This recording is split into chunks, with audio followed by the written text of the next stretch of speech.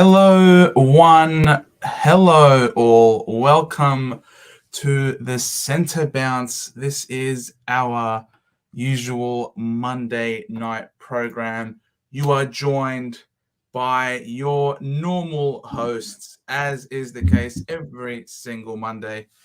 Big J, how are you doing, mate? Mate, I'm happy.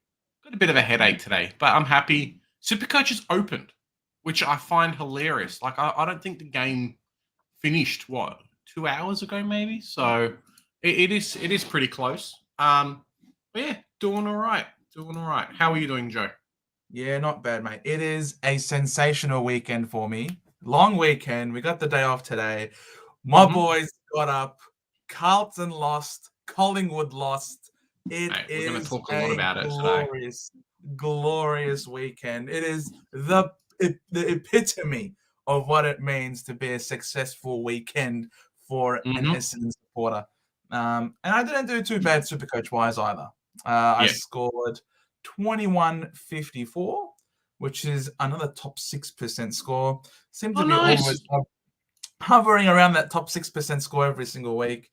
And I moved up 288 spots. So I'm now 4,047 rank. What about you? Well, if I could pick a captain, I'd be doing a lot better this week because Me too. you'll see in the team review that it did not work out well. Outside of doing that, what did I score? 21.68. So not too bad. You beat me I had, this week. yeah, I know, right? When does that ever happen? I had Darcy Cameron, who was okay, but kind of fell off a little bit after getting the blood rule in the fourth quarter of that game. So I'm not sure how he fit into my best 18, but it would have been nice to have a much better score than what we got this week. So it is what it is. It is what it is, 100%. I mean, I was a Darcy Cameron owner from before this week. Mate, my plan to trade out Max Scorn. It's like, wow, he's got 106 for me. It's like, oh boy, this is interesting now. It's calling into question Yeah. whether or not I go ahead and do that. And also, like, Zach Merritt managed to avoid that suspension, which is sensational. Super happy about that. Mm-hmm. But yeah, Sicily, I'm not so confident about Sicily though. Yeah, it's a tough one. Well, I mean, I think it's almost guaranteed that he's out for a while because they've gone straight to the tribunal. So Zach Merritt, nothing to show for it, obviously. Yeah, I think once we hear that magic word tribunal, we know, hey, 3 weeks minimum's coming straight. So yeah, it's sucks for the owners. It sucks for the people that held Sean Darcy as well. Last week I got rid of him, and then he's out for another week. So it's post buy, like two weeks post buy. So Yeah. rough. Again, I you think had it's people been that held on to confirmed Clayton that he's Oliver. out. I think it's been confirmed that he's out now. So another That's week. good. I mean, you got Clayton Oliver as well, who people held on to for quite some time, and he ended up missing this week as well. It's just like, look, if everyone is going through the situation where premiums are missing for multiple weeks, I'm probably in the camp where I'm just going to hold on to Sicily, to be honest, I think. And look, it'll just be my turn to hold on to a premium who's going to be missing a few weeks. No, I understand that. It's it's an interesting conundrum to kind of be in because Sicily's so good.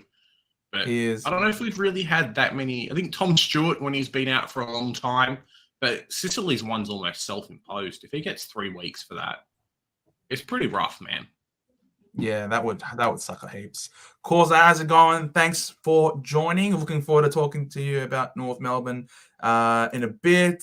Shawnee, mate, how's it going? Congrats again to your Hawkers. That was sensational. You are more than welcome to come on and celebrate that. Ross is asking, what's your rank, Big J? So obviously Supercoach is open now. Currently ranked 9,136. So top 5% for me at the moment. It's been one of my rougher years. Just kind of momentum killing me a little bit the last couple of weeks. Having some really shocking scores last week really, really hurt, like your Baker and things like that, because Mitchell was out. So yeah, I'm trying. So right this week, I've got 19 people playing this week without trades, which is I think is decent. 100%. But next week is the tough one And I've got juicy players like Himmelberg kind of. We'll talk about it a little bit later, but there's a few juicy players that I'm like, can I just cop a week and have these guys covering my bench for the rest of the season, which would could work out in my favor a little bit if I'm lucky. Absolutely. Hippo, how's it going, mate? Hippo's been to the gym. Look at that picture there. Yeah, bro. He's a gym junkie. Yeah, he's all right. That's fair. He doesn't look that good, bro. I need you to spot me up, mate. I need you to be my trainer. I need to change my ways. I've been inspired. So, guys in the chat, doing something a bit different. Obviously, Shannon's kind of picked up for him because he's up next on our list. But yes, if you check out the description of the video, we're doing the link a little bit different. You guys can just click on that, and then you'll get straight into our invite code. So something a bit different. We don't have to go and try and post it in the chat and get you guys to retype everything or whatever you want. Just click on video description and then the link's right at the top there. So it's much easier now. 100%. Oh, look at that. We want to see some faces. Let us know how you've gone in Supercoach, how your team's gone. Done. Massive love, Hippo. You're an absolute superstar. Mate, Shawnee Baker scored 21.87. That's a great score. Absolutely. You'd be happy with that. Oh, and Sportsnut went 21.94. Congrats, Sportsnut. Look at these Hawkers. Look at these Hawkers. Their team's winning and their Supercoach teams are firing as well. That is really good. Congrats. Supercoach God's happy today. Supercoach God is going to start smiting people. Guys, like the video. Massive love. Thanks so much, Supercoach God. Joe, absolutely. You've had a haircut. That I have. I've gone... my hair was very fluffy the other week. It was causing me much grief. So yeah, I don't know. I think rocking a bit of a mullet at the back. It's a very small mullet. I don't know if you guys can be able to tell here, but yeah, thought I'd change things up a little bit, Global, mate. Hope your peanuts are doing well. Thank you for coming on. Really excited to talk to you as well. Bouncy Clarentic will be juicy pickups. 100% they will. Oh yeah. I've got one spot left to fill. I've got one spot left to fill in my team. Still trying to work out what to do, man. Still trying to figure it out. It's a tough one. Rip. That is unbelievable. Bro, come on. You can't say should have won by 6 goals. They could not kick a set shot to save their life. Come on, man. You guys. That was bad. I couldn't believe it. I tipped the Days in an upset. I was hoping that I can get bounce one back, but man, it was an entertaining game. You got to. It's you and Melbourne and Port are up there. Should have lost, but yes, correct. Sorry, I misread that. Yeah. You, man, if there was anyone that could have won that game though, it's you guys. Like seriously, bro. I only scored. I tipped 3. How did I tip 3 this week? It's because you suck, bro. That's why. Oh, mate, I did something wrong. I've got people above me on the list now that are like, they don't even know how to spell footy and they're beating me. Mate, I don't know. I think tipping has now really become just a game of luck at this point. Let's be real. Like honestly, it's really difficult. Who else? We missed. There's a few players we'll have a chat about Global, and he's definitely one. All good. You get your priorities right, Causa. You watch that MasterChef business. We'll cook something up here separately on the side while we wait for you. 21.54. Great score. Yeah. I'm not sure what par was this week, but I don't think it was that much. That is huge. I reckon this is one of the few weeks I've ever had in Supercoach that I can remember where consistently rookies were outscoring primos this week, Joe. We had Johnson on 96, Eddie Ford on 84. Some of my premiums weren't even scoring that much this week. Errol Goulden. Yeah. Errol Goulden. That was bad. Yeah, Goulden, Jack Steele, Tom Green got tagged. Tom Green, 77. Yeah, 100%. What is this there? Taron Thomas is a decent shout out. Yeah, agreed. That is... Look, he's got that buy. I can't do it. My 2 youngest are coming back from the game. All good, Global. All good. Big J, more like small J after that tipping performance. Yeah, I love the dig. It was rough, man. So to be fair, I think who did I miss? So I missed Brisbane. That was pretty, 50-50, I thought. Obviously, that didn't work out. And then I picked 50-50? Freo. Come on, that was a Freo over massive Richmond. upset. For some reason, I picked North. And then I had picked Carlton. And then Collingwood. So, you know, they weren't exactly like terrible ones. That's fair. I think out of the most obvious was probably Hawthorn, to be fair. Chopstick and Dusty to a Squeeze and Charlie to a Thief and Marlon. What the hell is going on at the Tigers?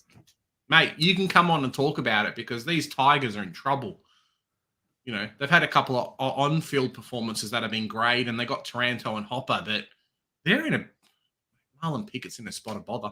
Gee, Marlon Pickett. That was explosive news. I could not believe when I read that. Like, that's a shit ton of money. Excuse my French. That was a lot of money that he's been involved with, involving safes. Oh my God. Yeah, you guess you don't. You know, fame doesn't do everything, does it? Fame isn't everything, Mr. Potter. Sorry, I'm quoting. All right. I reckon we start off with our first guest, and then hopefully we get a few more people jumping on. Yeah. So what do you reckon? God, I voted for Johnson in your poll. When you did your poll, I voted for Johnson. You can't fade a 96, mate. Like, you just can't. Yeah, you gotta pick the 96. 96 is almost 100, so yeah. We ruined it for Carlton yesterday, Rutherfordium. It was us. We ruined it for him. Sorry, hey, you on those fan cams? Tell you what. Rubbing the salt there, Joe. Mate, if you were watching my commentary, I was super excited. I'm like, oh, Blue Abroad is bubbling. And I had to get on Blue Abroad, and I had to drop a fiver, and I had to rub it in their face. 100%. When we get a win over Carlton, it's a special thing. Killing their season. Killing the Voss, probably. Oh, bellissimo. All right. Want to start with our first guest? Yeah, let's go. All righty. We got someone waiting in the wings for quite some time. It's Shannon. How's it going, Shannon? Not much. How was the long weekend for you? Pretty much relaxing. Pretty what? I noticed that someone got 3, but I had 1 better. I got 4. 4 tips on you, Shannon. Congratulations, mate. Yeah. I think Big J was one of the worst performers this week for the tip. Yeah. It was not great for me. So yeah, it is what it is. You know, one of those weeks. I can't do much worse. Apart from, you know, I actually got a North Melbourne tip wrong, which is hilarious. I don't know how that works out. I don't know why. I don't know what the hell's happening in North Melbourne. I forgot, who did he brag for again, Shannon? The Eagles. The Eagles. Mate, you're doing worse than me. What happened to the Eagles this week? You got beat by over 3 times your score. Oh, I don't know why. We just get our hands on the ball. Yeah. Mate, it was just a Tex Walker masterclass in his milestone game. They were looking for him. 10 goals, career best. Oh, gee, that must have been terrible to watch for you. Yes, agonizing. Now with Nick gone, we don't know who is going to fill in. Especially with Nick Damanui gone for the season. Well, it's an interesting question, isn't it? I think there's a couple of teams that are really desperate for a good ruckman, and West Coast is one of them. But unfortunately for you guys, the people that you've got to kind of fill in really haven't worked out that well. I mean, this year, Jameson's got had a few games. Who played this week? We had Stewie. BJ Williams has had a couple of games like he played this week, so it's really tough. I think West Coast were kind of desperate to get Luke Jackson across, and obviously he went to the other Perth-based team, and it's kind of hurt you a little bit. Hopefully you can pick someone up in the draft or try and trade for somebody. I know I think there's a couple of guys who are on the list, maybe Harry Barnett, who would be close to debuting, so it's not all bad for you, but yeah, I think Nick Nat era has probably finished now, unfortunately. He's been great when he has played, but the last few years, anyone's just going to remember is, injury. So it's a tough one to be in. Yeah. Do you think, Shannon? Do you reckon you'll trade pick one, or like trade it for multiple picks, or keep pick one this year? I think we should pick one. Try it with some of the other players who are coming towards the end of their careers. I'll say young players start their careers. Okay. Yeah, it's a tough one because there's that I guess kind of two parts to the statement. It's like, well, we can pick one and get the best player in the league, or we can try and do what we did last year and trade out our early pick for a couple of other ones. Rhett Bazzo and who else? And Jimby. So you've done all right there so far. I don't think Bazzo was part of the pick. There was someone else, but yeah, the way that you look at the team, you almost need a couple of, if you can get 2 picks in the first round or 2 picks in the top 10 would be fantastic. Go in there, get some more talent, maybe something else. Harley Reid's a good player, but he's probably not worth the 3 players that you're going to get at the moment. There's probably a lot of players to pick from in the draft. Yeah, but I think Harley Reid's. If you guys don't take Harley Reid, I think they're going to be a few more questions than answers there. Cool. Awesome. Well, Shannon, we wish the Eagles the best of luck in whoever they pick up in the draft. You're going to have a lot of options, but whatever you do, just more talent will certainly help in the long run. So thanks for coming on, Shannon, and we look forward to speaking to next week. Yeah. Cheers on your Shannon. Have a good one, mate. Catch you, buddy. Nice. Yeah. Next person to come on, Super Coach God in the flesh. How's it going, mate? Nice beanie. Yep. Love the beanie. Not bad, lads. How are you guys going? Very good. Were you at the game? Okay. I was at the game. I was certainly at the game. Oof. I don't know where my scarf went. I think I chucked in the bin, but yeah, anyway. Mate, it's I don't know. I'd imagine your feelings would have been like really up and about. Like I know at halftime for us, I felt like we had to be 3-4 goals down. And I couldn't believe it. Like, holy crap, are we a chance here? And then like for you, you know what I mean? Like less than a goal, 1 minute on the clock. You've seen it so many times before. Surely you had the belief, right?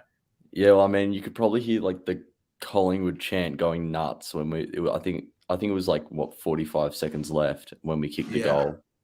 But yeah, I mean, I don't know. You gotta lose one in it every once in a while. So yeah, what can you do? Yeah, I think we spoke about this last week, right? Like this is almost the perfect time to do it. It's better than it happening during the finals. What they took away from this game is what's going to help them, when it comes finals time. So they'll look at themselves, they'll figure out what's worked and what hasn't, and then go from there, really. I mean, the ruck situation was a tough one. Is this the first time that the Pies have played Melbourne this year? Yep. Yeah. So it's Grundy versus no Grundy. The Grundy Cup, the Ruckman Roulette. So, yeah, it's a tough one. But, you'll probably play North Melbourne next week and bounce back, and then, yeah. It's going to be fun. Well, we got the bye, and then mate, even better. The players can come back fresh. Then we have Adelaide. Staff have 2 weeks to work out what's happened. So, yeah. Yeah, we've got Adelaide at the G, so should win that. That'll be a cracking match as well. Yeah, they're in ripping form. You guys obviously, you were up there still as one of the teams to beat. And it just feels though that the blueprint to beating the Pies is you can't go into your shell. You have to keep going after him. You have to keep fighting. That's sort of what Brisbane did when you guys played at the Gabba, sort of like what Melbourne did today. Yeah, there was a close match, but they didn't go into a shell. They kept attacking you. we went into our shells, we shed our pants, we shed bricks. The secret to being the Pies seems to just continue to keep going, right? Yeah, exactly. And I mean, what was it? I mean, from when I was watching, like from the crowd's perspective, I just thought we played like absolute dog shit. But I mean, I don't know if anyone else saw it that way, but I feel like, well, Melbourne during the week, they actually trained with the Collingwood chant on the speakers. Yeah. Like, well, mate, fair if you've got enough. to I beat the mean, best, somehow you have to beat the best. Teams are going to have to start doing stuff like this, right? The club's a powerhouse. There's things that are clear advantage for other teams. I know if I was a North Melbourne fan out there and started hearing Collingwood, like just that going off with 100,000 people watching, mate, it's pretty crazy. It's very intimidating. Yeah, it is a wave, and the Pies lift when they feel that chant coming on. You know what I mean? Like it's a massive weapon that the Pies army have, and their ability to influence the game. And so, you know, it's great preparation, and managed to hold them in great stead. You guys were chanting. You guys were trying to get them over the top. If they hadn't prepared, you never know. Maybe they might have fumbled. They might not have been able to get that repeat stoppage in the middle of the ground and get the clearance. So, you know, you guys had the momentum there. There was still a pulse. There was still belief. People were trying to will it over the line. But look, mate, it's like that loss that they're meant to have almost. You know what I mean? Like just to keep you grounded and move on to the next game. Keep focused. The buys come at a good time, I reckon. Yeah, exactly. And I don't know. It was just Stephen May. It was just he's a very good player. We just couldn't get it through him. And he every dropped inside 50, it'd be May, Rivers, or Lever just standing there in the hole. So what can you do? It's what Melbourne's developed, and it's what's taken them to a grand final. Yep. It's like you guys have got one Darcy Moore that almost got three at times if they're all playing well. So it's a tough one. How did your Supercoach team go this week? I got the 2-1-2-9, so not that good. But I looked at my team and I was wondering, where the hell has my team gone wrong? Like, how am I only going up 50 spots? Like, my lowest score was a 4-84. Yeah. Like, I don't know. It didn't make sense when I looked at it, and then I just see all the teams led captain, and I'm having a Dunkley captain. I'm having a Pendles 93 instead of a led captain. I mean, anyway, what can you do? On to the next week, I guess. Yeah, 100%. Bouncy reckons the Pies will lose if they play Port at Adelaide Oval. We do play Port at Adelaide Oval later in the year, so that'll be interesting. I mean, what round would that be? 19, I think. Oh, right, the pointy end of the season, in the last month of the season. That could be top 2 defining almost. Yeah. Also, I've heard you know how Ginnivan was laid out? Yeah. I heard that morning, and apparently he's done something a bit dodgy, and that's why he was out. Like, because they didn't come out with a reason about it. But yeah, I've heard he's done something dodgy. So anyway, hopefully it's not too bad. I don't even think he's in our best 22 anyway, to be honest. I don't think so either. Bobby Hill gives you a lot more, I reckon. Yeah. Bit more pressure as well. Oh, 100%. And he loves to fly. He loves to fly for a mark, crashes packs. He will one day take a mark of the year. He just hasn't nailed it quite yet, but I reckon he'll get one soon. Yeah. And the delivery's a lot better in the Collingwood team to the forward 50 than what it was with GWS as well. So yeah. Anyway, I better go.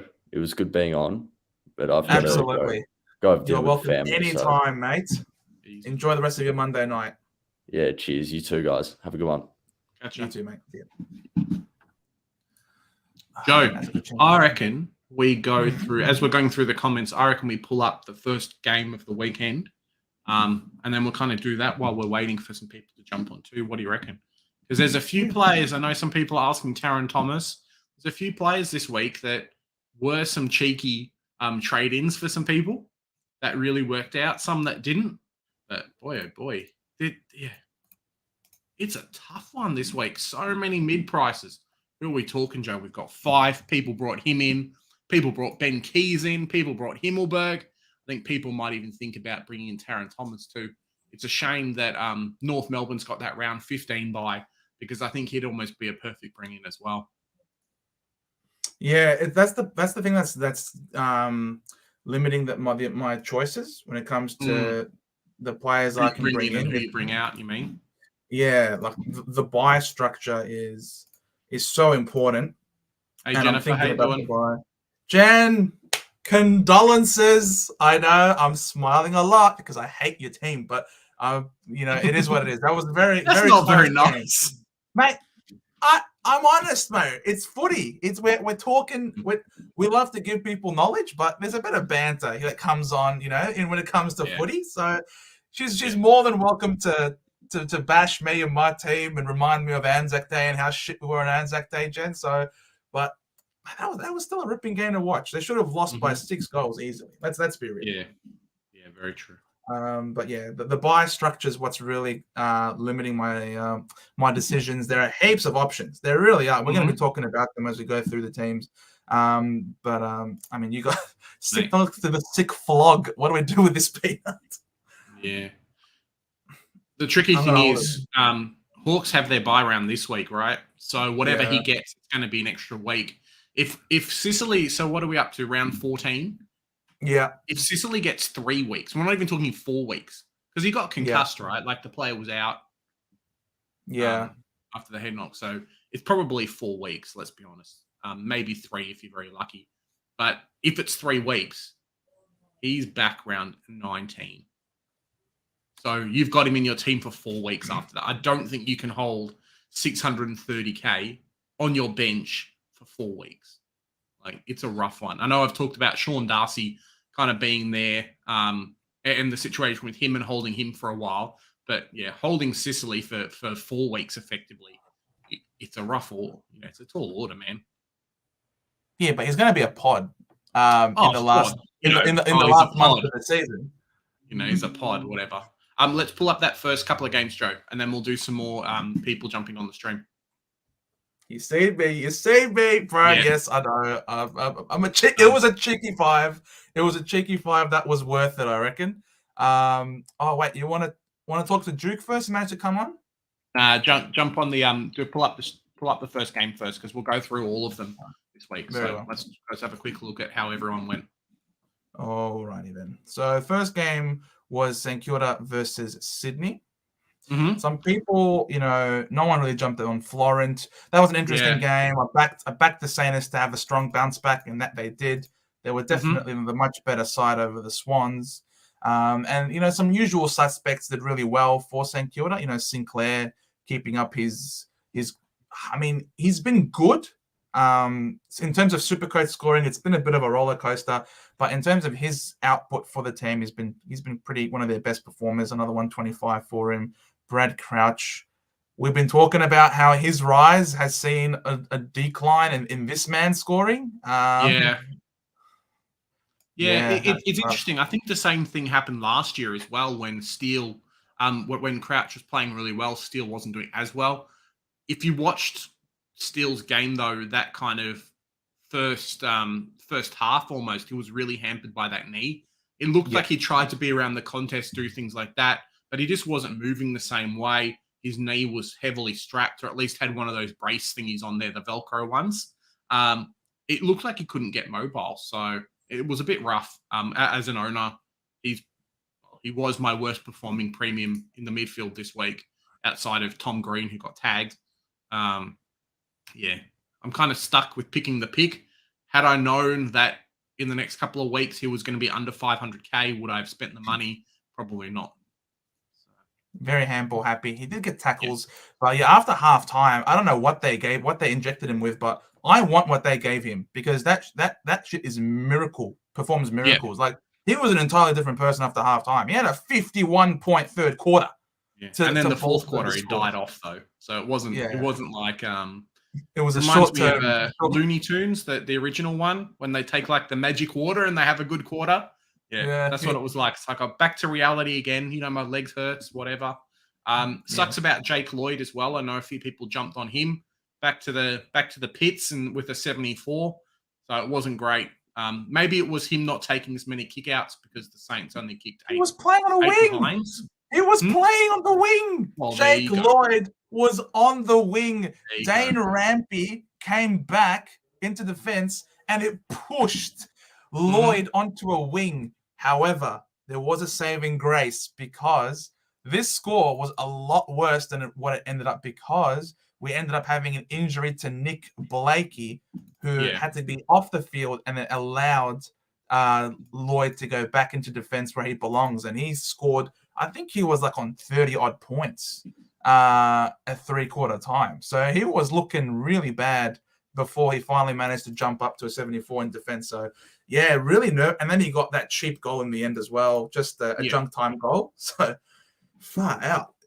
Hopefully his role is different next week. Yeah, I'm not sure. Maybe if Mills is back or things like that. But I think the Swans are still trying to figure out what they want to do. They're finishing mid-table at the moment, and I think they want to push for finals like everyone else. So it's a really tough situation for the team. Missing out on Paddy McCartan, kind of working out what's going to happen with that back line. I wouldn't be surprised, depending on how he did in the VFL this week, I wouldn't be surprised if they brought in that mid-season draftee. I think he's, 27? He's doing really well. Has done well for them, and they need that help down back. They need kind of a solid presence there. I'm a huge fan of Brisbane VFL players, just how well they do. It's bloody fantastic. Yeah. Sinclair was good, nice bounce back. Rowan Marshall, 119. We'll talk about kind of what happened with him in my team review for this week, but was the VC for us, Joe? Yes, he was. And then we didn't pick him, and then 50 hit outs. 50 hit outs, man. Yeah. And Tom Hickey's not a terrible ruckman. You know, Tom Hickey's not a terrible ruckman. So I know. Yeah, I think this Saints midfield, 50 hit outs. So if all of those were hit outs to advantage, he would have been on like a 160. So I don't know what happened with that midfield. Bit of a tale of the tape when a lot of your backmen are the ones that are scoring a lot. 100%. That's kind of what happened with the builder.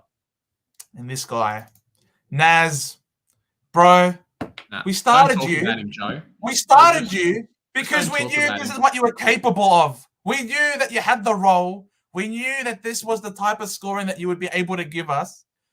You kill us with our crap starting It's been like rank. the last 3 weeks that he's been doing really well as well. So and now he's just popping off like a mofo. It is so annoying. Mate, Naz, I'm very disappointed in you. Very, very annoyed. You could have lifted us to a great rank earlier in the year.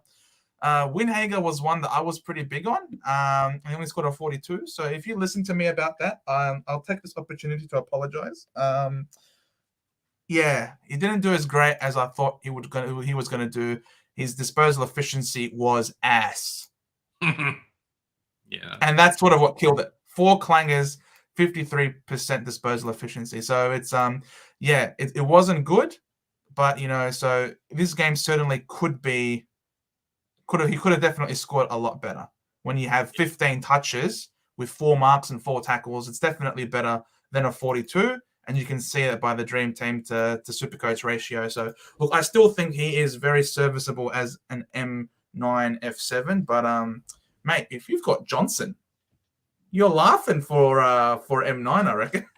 Yeah. He can't put it up every week, which is kind of the tough bit. Obviously, he did a little bit in the games before the bye and things like that. Is it an apparition? We'll wait and see. He's not doing a Bailey Humphrey. Is what I'm kind of saying here. Fair enough. Or Bailey Humphrey could be a terrific M9 F7 anyway as well. If you're somehow able to hold him, then that would be terrific. Yeah, that's who I'm running at the moment. So yeah, Very nice. I'm almost inclined not to trade this week, trying to see what's happening with my rookies. But Himmelberg's looking at me, Joe. Let's pull up our next guest. We'll say hello, and then we'll go through the rest of the games. What do you reckon? Hopefully, guys. Smash that like button and jump on the stream as well. It's in the description of the video. You just have to press that little arrow. I don't even know if you have to do that at all. I think the way Joe's made it, it's right at the top. So, yeah, you can come and join us on the stream. Say hello, talk some smack, talk some footy. Should be a lot of fun. 100%. Welcome on. The Duke. How's it going, Duke? Good, thanks. Can you guys hear me?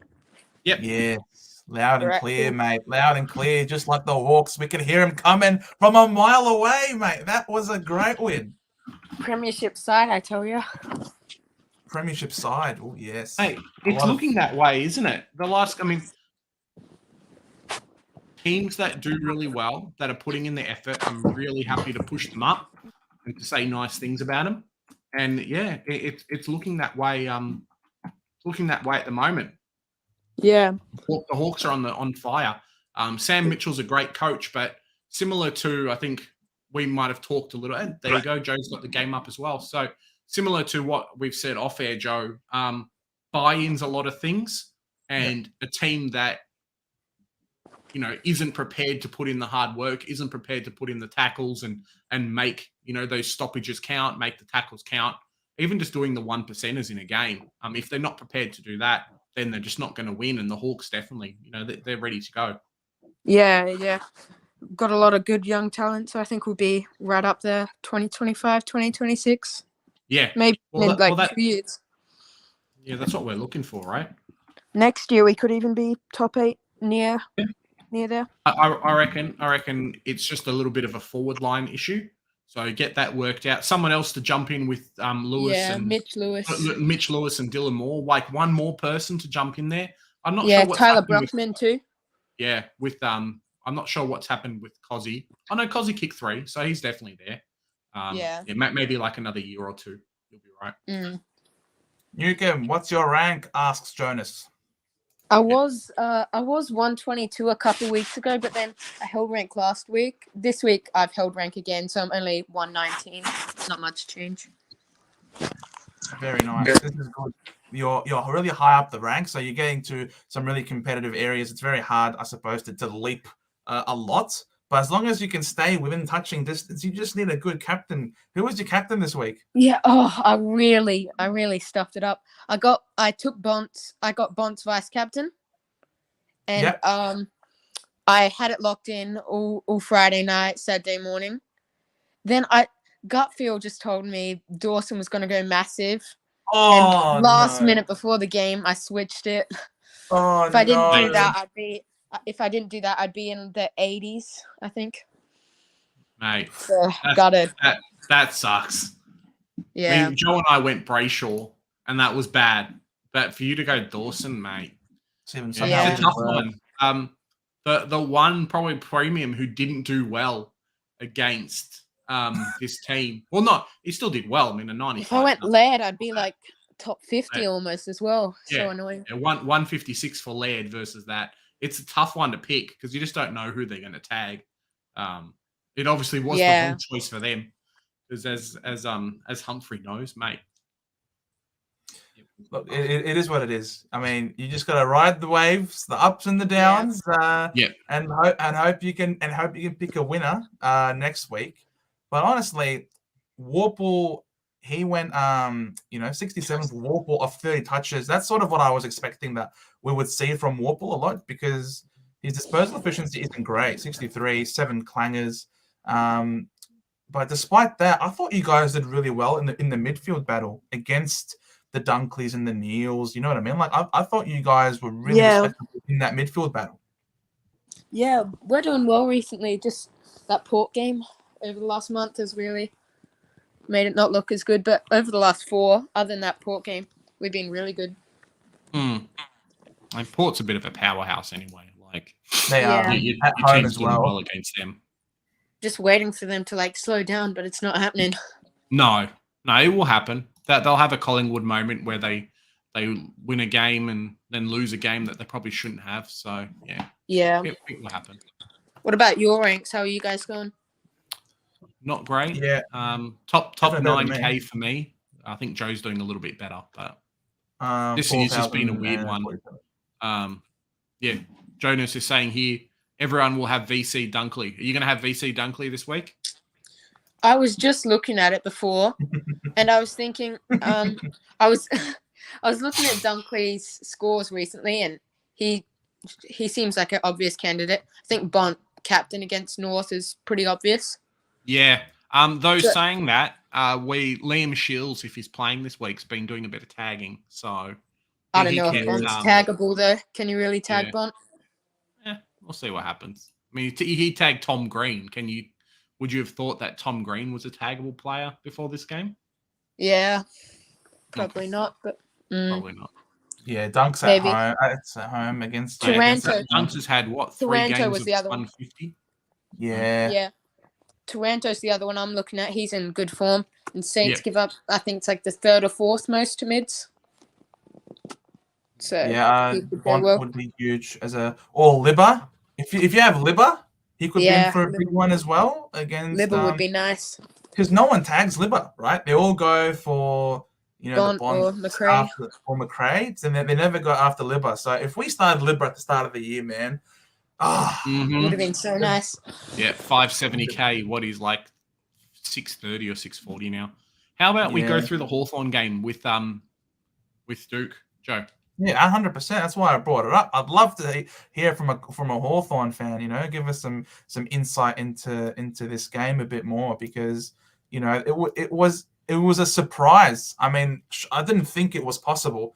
I thought the only reason why it's as a joke that the Brisbane might drop it was not because Hawthorn would win, but because they can't play at the MCG to save their life.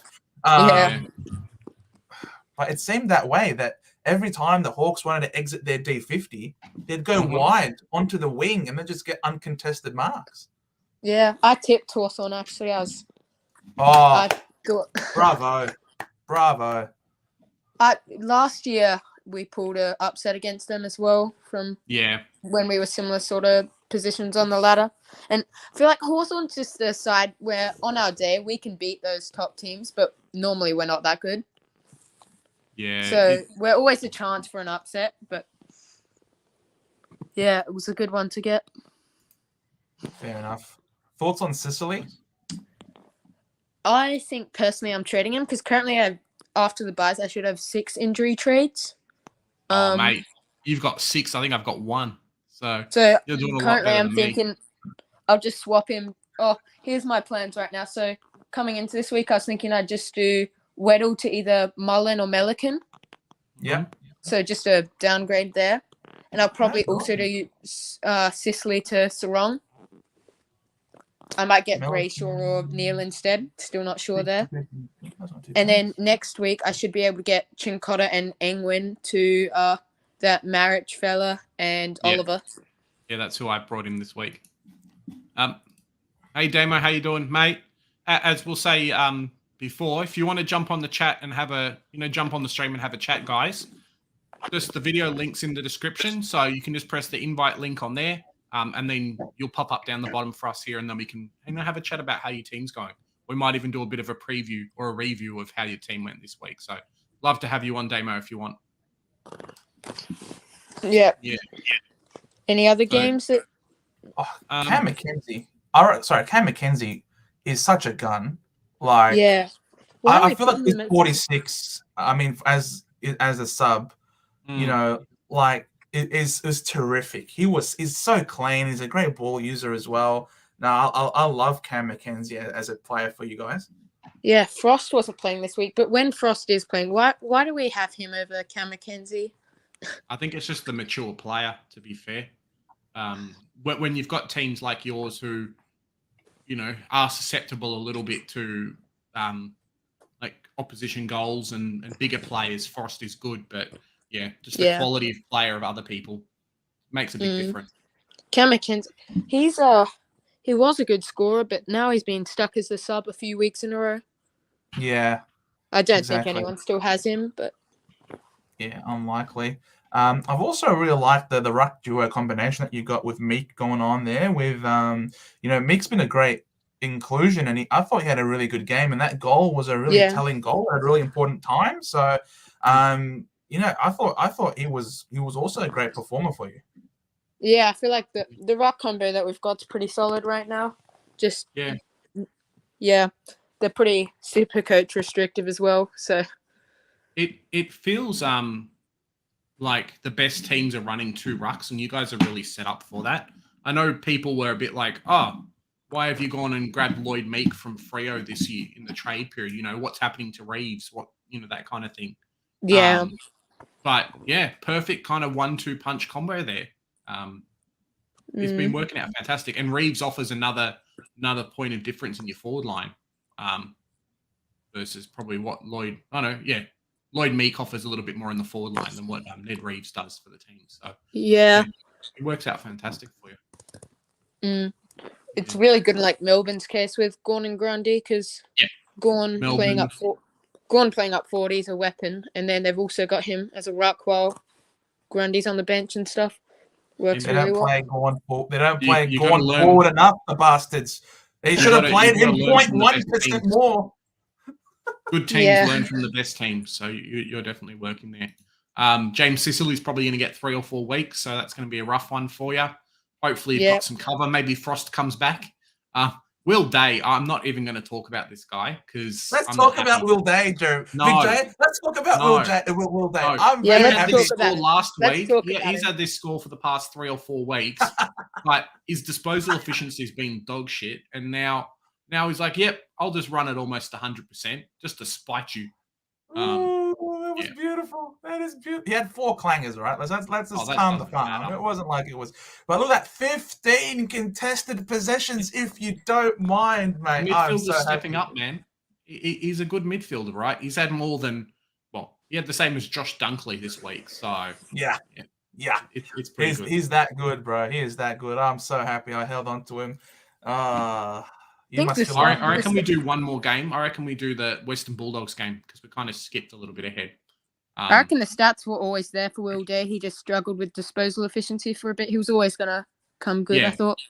Yeah, 100%.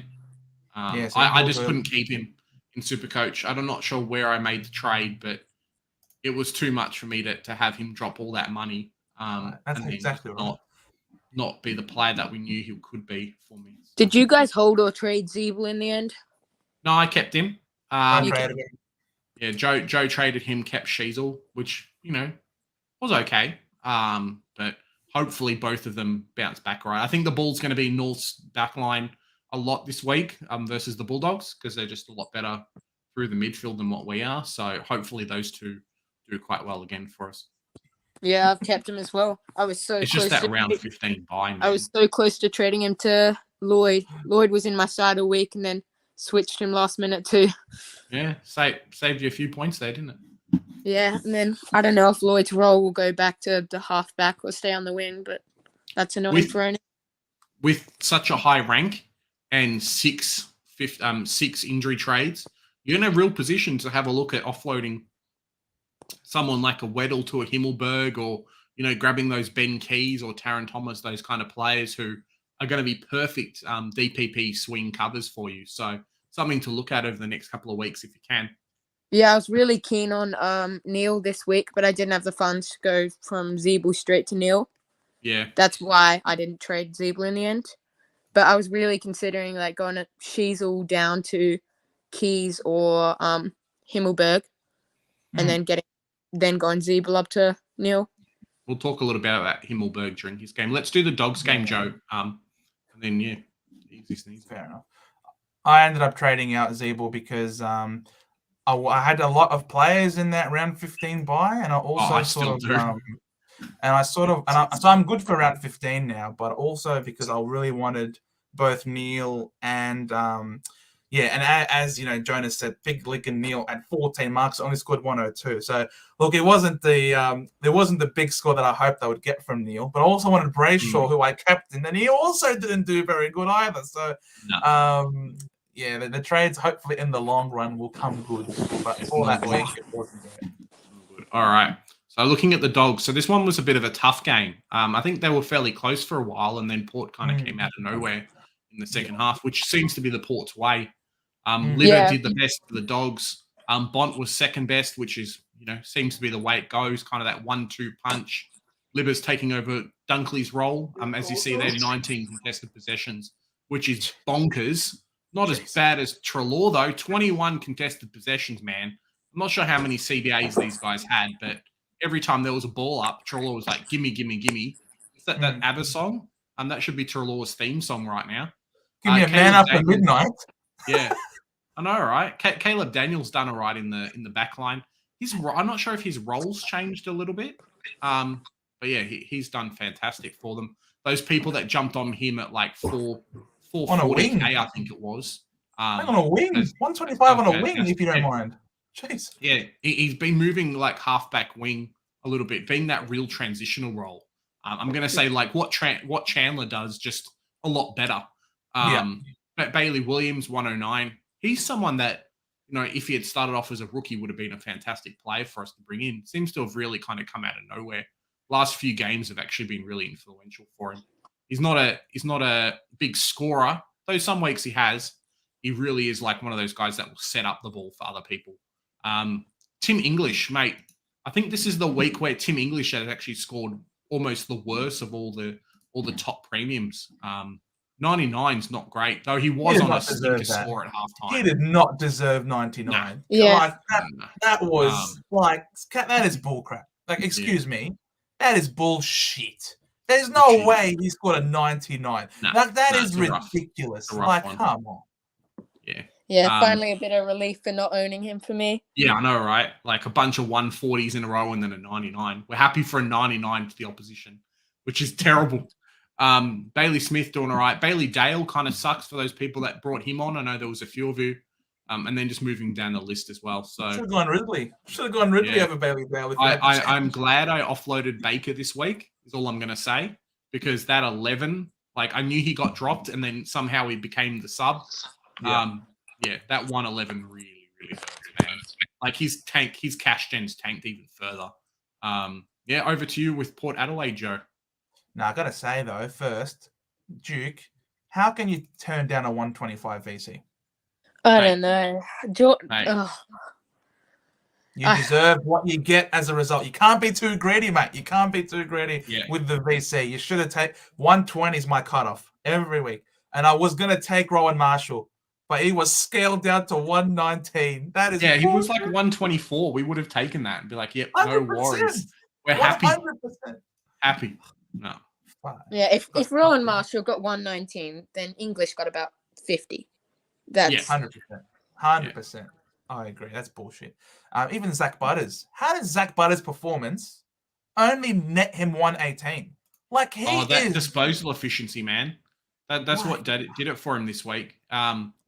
He was there. He was competitive, but just would have clangers and then kick the ball out on the full and do some really silly things.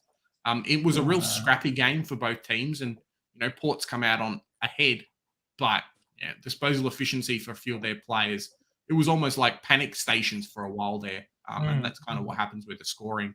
I think Lockie Jones is out for a while as well from memory. He's got like a broken face or something. So Dylan Williams, the spawn of existence, is going to be surviving for a few more weeks, which really sucks for non-owners. But I reckon Dylan Williams is locked into that Port Adelaide defensive six. Yeah. He's looking really solid in there. Yeah, he's pushing Bergman out. Not out, but he's kind of taking a bit of that role. It kind of sucks, but Port Adelaide's in a position where, like, 25-year-olds are playing really good in the VFL in their backline, and they just can't get a game. Like these young kids, Bergman, Williams, Lockie Jones are just outscoring them for a team that I know we had pegged for a crappy season this year. If your 19-year-olds are pushing out 25-year-olds for a spot in the best 22, you're doing all right. I think you were hoping more than anything that Port would do shit because you got their future. Because you got their future first. I think you were praying more than anything. Please, Port Adelaide suck, but it's hard to suck when they got this on-board brigade, of Butters. Boak rotates a little bit through there, but he's mostly out. It's mostly Butters, Rosie, Wines, Horn Francis. He didn't have a terrific game today in this week, but that goal where he had that pickup, the U-turn, and the steady and goal, that is talent. That is just an absolute gun at 19 years of age. Really, the sky's the limit for this guy. And so this team is on the build, and they really are contending. If they can get, I've said this before, if they can finish top 2, lock in a home final, get that qualifying final, and then get a prelim at home, I reckon they're into the grand final. I reckon it's hard to beat these guys over at Adelaide Oval. with the fans and the noise. It's similar to Collingwood. It's very hard to overcome that supporter base, and Port Adelaide's no different. They've got a great on ball, and they're sharing the points. So it's, you got a 118 from Butters, you got a 108 from Rosie, Wines with a 92. That is a very respectable score for someone if you're looking to have as an M9. He was fairly cheap as well. So, 92 points on the bench to cover 1 week injuries is really good. Charlie Dixon was really important for them on return, 4 goals. Not quite as good as 2 meter Peters, 5 on return, but look, Charlie Dixon, very good for them. Who else is really important? Lai Shit. He was doing really well for them the last few weeks. It sort of dipped a bit in terms of the scoring, but I thought he really gave 43 hit out. Pretty good. I mean, they must have not been to advantage that much if he's only scored 74 super coach. It's not like he's getting half of them as a hit out to advantage, but this man says hello. It's this man. This man robbed him of all his hit out to advantage. Him and Trelaw and then the Bont as well. Like, give me all those contested possessions. That's the problem with playing the Dogs. They're like a black hole for Supercoach scoring. Like, who can you believe it? They've lost this game by over 20 points, and yet they've had 1, 2, 3, 4, 5, 6 people turn up. 5 over 120. I think there's another team during the week as well that we'll have a look at. That's a similar thing where they've just got a lot of people scoring really well, and the nature of them actually playing has really dictated their loss this week. Going back to your point with Charlie Dixon as well, you can see how good, how much these players kind of having a strong, tall player influences how they go as well. I know with Westhoff, how when he was in there, it was a similar thing, but they're so divisive. Like, no Charlie Dixon versus Charlie Dixon in Port. It's a completely different way they play and just how much he offers. Like, they don't really have that many other tall targets. Marshall, yes, but outside of that, not really. Having him down there bullying people, because he's a bully, man. He's like Barry Hall. He's a big bully. He's like, he's not knocking people out. Come on. He's a bully. You watch him play, Joe. He's like, nah, go away. I'm a bully. Yeah. So. He's really strong. And Dan Houston, the perennial burn man, once again with a 47 4-year. So look, I definitely think there's a lot safer options out there. Plus, got round 15. Both of them are round 15 buys, man. All of us missed out on Butters, which really sucks. I know JD and a couple of people have him as well, but congrats to those people. Round 15 buys, just murder. I've got 10 players out round 15, so it's it's interesting. What's going to happen with my team? How's your round 15 looking, Duke? It's actually looking really good. I'm just having this week. I should be fielding 18.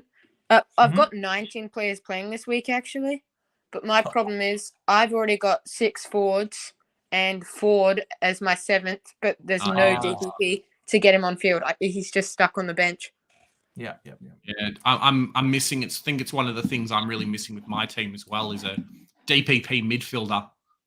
It's hurt me all year. I think I ended up having Davey at one point in the midfield, and that was great. But now not being able to do that really sucks.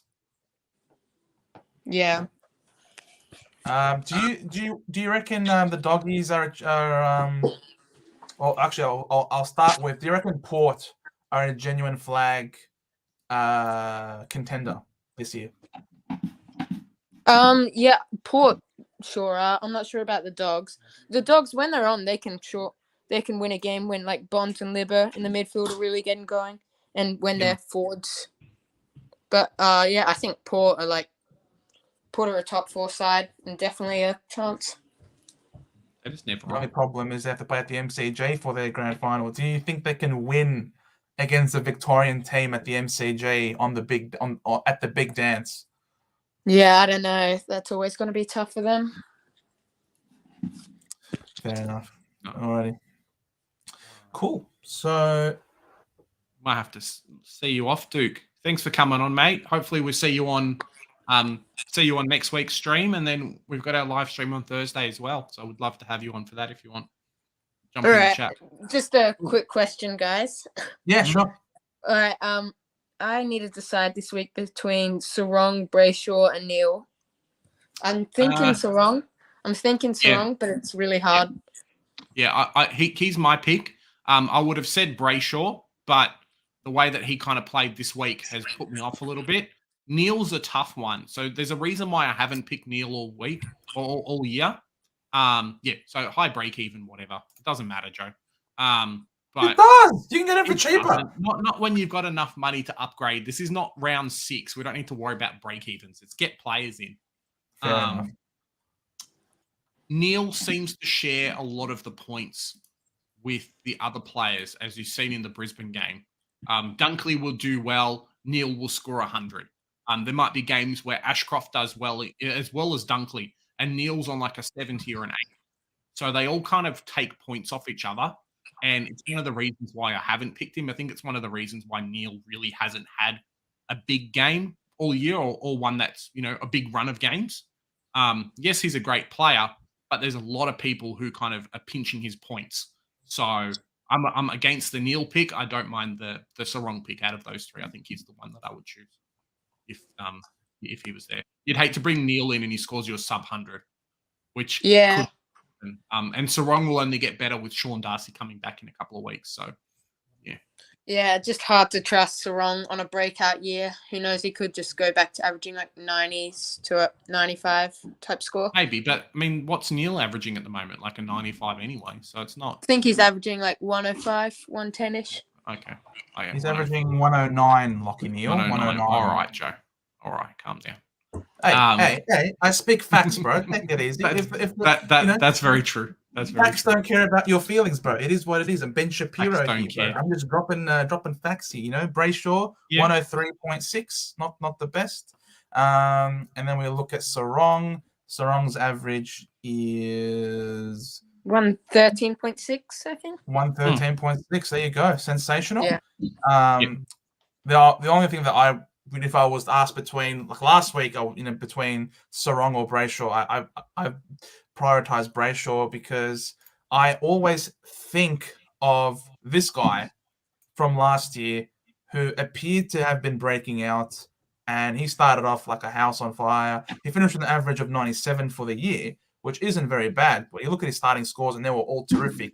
But he really started to just peter out in the back half of the year, and that's probably like the thing that I am most concerned about with a Sarong, being a first time in and under, scoring so much, having that extra responsibility in the midfield. There's no more Mundy in there anymore. Akers is gone. He's gone to Carlton. So there's been a lot more responsibility put on Sarong's shoulders. And I just feel like we might see a Tom Green 2.0, but that's my only concern. Yeah, he's stepped up enough at the moment. I mean, it's not like he's had 2 or 3 good weeks. This guy's been going bonkers. I think he was the same draft. Was he the same draft year as a Chera as well? So I think like Chera's done really well and picked up. The guy's 22 and a half. So if you look at his stat sheet and you said, okay, he would be in the same position now, then, he's had a couple of good weeks. Okay, we can talk about it that way. But ever since round 1, he's had 2 scores under 100. Like, I don't know if I can even look at any premiums. I mean, he doesn't have Oliver level scoring, but 2 scores under 100, mate, I'd be happy with that with anybody at this point. Yeah. I think I can't go wrong with any of the 3. Yeah. I liked the idea of handcuffing. I'm having both Brayshaw and Sarong in the same midfield now that they both had their bye, because you're sort of handcuffing yourself to either, you're going to get the one that's going to pop off. I mean, even this week, you had a 107 from Brayshaw and a 108 from Sarong. So, I mean, they can both go relatively even as well with their scoring. It's just like, it's weird. I don't know. Are these guys really top 8? Yeah, that's. They might not be, but they're midfield. I think Sarong's top 8. I think he should be locked in there, but I think not sure if Brayshaw is. Brayshaw might be top 10 to 12. That sounds good. Bont, Oliver, Dunkley. He's more of a forward. So we'll say 1, 2, Petrarca, Libba, Led, Sarong. So right now we've got him as 1, 2, 3, 4, 5, 6, 7. McRae at 8, Lockie Neal at 9. Chera's an interesting one that we haven't really been talking much about. But I'm not a fan of Carlton players. Nah, not at the moment. He was really good for him on the weekend, though. He was by far and away their best player in what was a very dour night, and it was reflected in his scoring, 132. He was working up and down the ground really well. Hey, we'll talk about Noah Anderson's not too far away as well. About them in a couple of weeks. A couple of games. So. Wait, where's Sam Walsh on there? Is he further right down the bottom? Oh, geez, he's really dropped off. He's fallen off, man. Him and Cripps have just like gone into another dimension. They think it's like 2012, and getting 5 handballs and no tackles in a game works out for them. So yeah, an average of 90. That's a yikes. I've gotten really lucky with a few decisions this year. For a few weeks back, I was deciding between Cripps and Petrarca at the same price, pretty much. Oh. And Petrarca was 600K, and so was Cripps. And that week, following that, Petrarca's averaged about 140, and Cripps has averaged about 75, and gone down to 400 something thousand. 456. Yeah. With a break-in of 117. Yeah. It's just free falling. It is. That is. But I know people who traded Cripps in here, right after this West Coast game.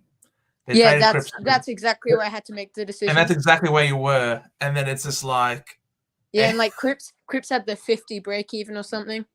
Yeah. It was just seemed too perfect, but went Petrarca instead. And then not long ago I went it was between Walsh and Merritt. That was the week before Merritt went big, like 160. Yeah. I went Merritt instead of Walsh there, so got lucky on a fair few decisions this year. Yeah, this is Petrarca. Like Petrarca, he only had before this week. He only dropped under 100 twice, and they were both 97s. You know what I mean? Like he's raised his floor, and now he got a 95 against Collingwood this week. It's been a good pick. Petrarca was annoying this week. As well, with Oliver being in the team. With Petrarca this week, coming into the game, he needed about 130 or 140, I think, and then I'd be top 100. So it's really cheering him on. But his disposal efficiency, I think it was about at 3/4 time, he was 6% kicking efficiency. Yeah, he had a very slow start as well. Only one kick from like 16 hit the target. Oh boy, 50%, six clangers. Yeah. 2 behind, so he missed a lot of points out there on the field. Yeah, I was looking at it, and like if he had fixed it up to a 70-80 disposal efficiency, kicked those 2 goals, he would have gotten like a 140, 150, 160 type score. Probably. So, He's looking really good. I think I'm going to be trading him in at some point in my plans after his buy. Yeah. Next year. No, this year. He'll be on my team this year. Okay. Yeah. I can get him in. How many premiums do you guys need to finish your teams? 1. Just 1 now for you? Just 1. 2 for me. Are you counting Humphrey? Humphrey? No, I'm gonna have Humphreys cover all year. So are you gonna trade out Briggs to the premium? Nah. Briggs is averaging 113. I think what's Briggs in the rankings for at the moment? Is he close? Yeah, I saw last week. I was deciding trade-ins and stuff, and I was looking at players under my price tag, which is like 580,000, and Briggs was the highest averaging player under 580K. Yeah, Briggs, mate. I'll take Briggs any day of the week. He's top 3 at the moment. He's top 3 ruck. Let's go, baby. Top 3 ruck, 250K. I'll take you guys both got him, didn't you? Yeah. Yeah. Talked him up throughout the week. Yeah, I got rid of Sean Darcy for him, and Darcy's been. He's going to be my R2. So. He's going to be my R2. I'm going to trade out Gawn and then double upgrade Humphrey and Ford, Humphrey and Ashcroft, and get 2 Uber premiums and happy with Briggs at R2. Yeah, I'm not really a believer. I don't really believe in Gawn at this point. I think that's almost his ceiling, that game there. I don't think he's completely lost that ceiling. Got injured. Grundy got injured. I think it levels out again, but 100%. Yeah, I think he's only. I got him with the hope of getting forward status. You know what I mean? Like point 0.1%. He missed out on forward status. 0.1%. Yeah, I saw somewhere that if he spent 50 more seconds in the forward half, he would have gotten it. Joe's gonna be sad. You can't say these things, mate. That's just like one play where rather than one play intercepting it and going into the back half, they go into the forward half. 50 seconds. Yeah. He was 50 seconds away. Oh. You've done it now. You've done it now. Joe's not happy. This is Emo Joe. It is what it is. Yeah. So that's my team. Very low trades, but it will be finished. I reckon this week you should trade out Gorn. Yeah, that's what I'm gonna do. Yeah, Gorn is gone this week. I reckon I can trade out. I reckon Briggs is a fine R2. I don't see Flynn or Bruce coming back into the side anytime soon. Agreed. So I think Briggs can still average 100 plus for the season now. 100% can bring Goulden here. Wait, I don't know how many people am I got. How many people do I have playing this week?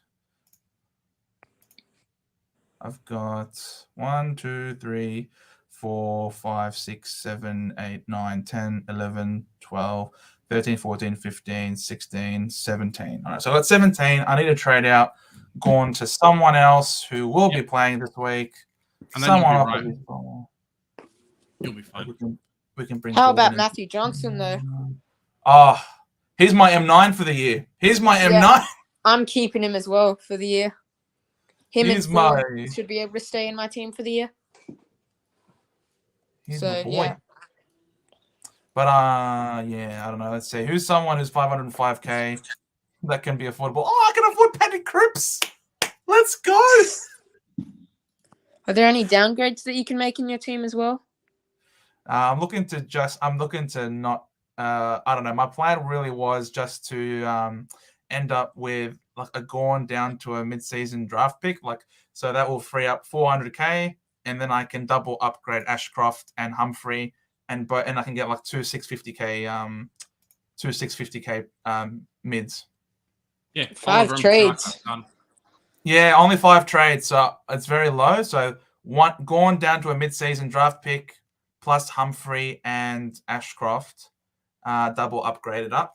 So that will leave me with 2 trades for the rest of the year. Don't tell me that. Janko, I don't know if he's telling us or tripping out. I think he's just pulling our leg. I don't know. Janko, I'm gonna yank your throat out, bro. If you keep doing, you're gonna get yanked. Watch out. All right, we'll catch you later, Duke. Thanks for coming on, mate. I'll see you on Thursday. Yeah, see you then. All right, catch up. Great talking to you, Duke. Have a good one, man. All right, enjoy the stream, guys. Thanks. Bye. Ooh, how's it going, Edge? Stream links in the description, guys. If you guys want to jump on, anyone here, we're just going to go through the last few teams, and then I have to head off. But Joey's more than happy to stay on for a while. Yes, sir. So let's pump out a few more games, Joe. 2 more games, and I think we can talk North Melbourne with Causa. So let's make that happen. Adelaide West Coast.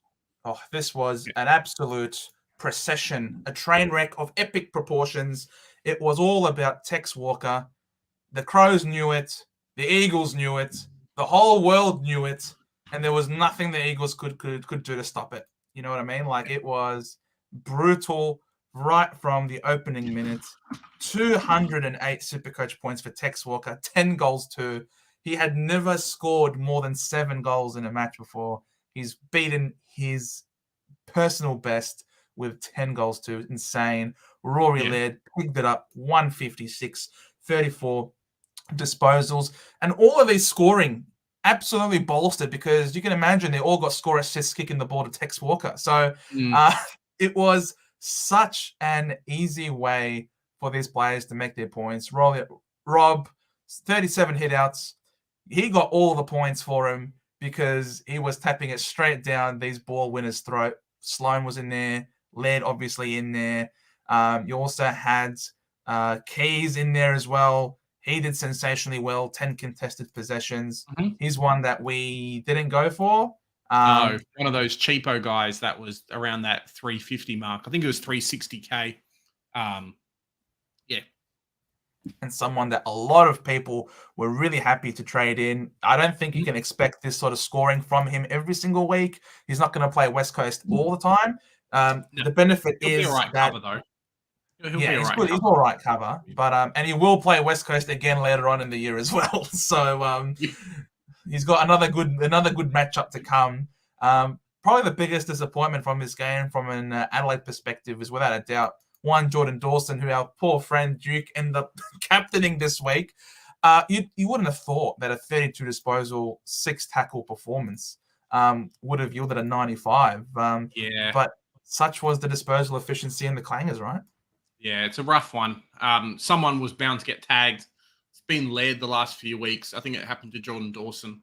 So if not a tag, at least some attention. Yeah. Moving down the list there. Yeah.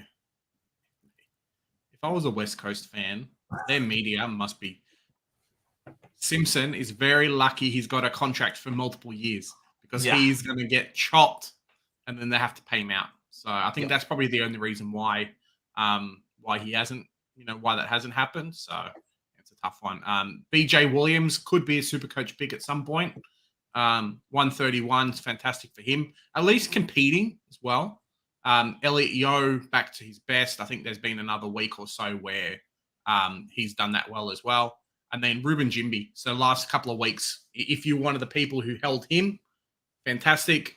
Moving down the list, I think Marek did very, very well. Kicked the first goal of their team, and then, has, got a second one as well. So good downgrade option for those people. I had to downgrade him this week because I needed a 102K player.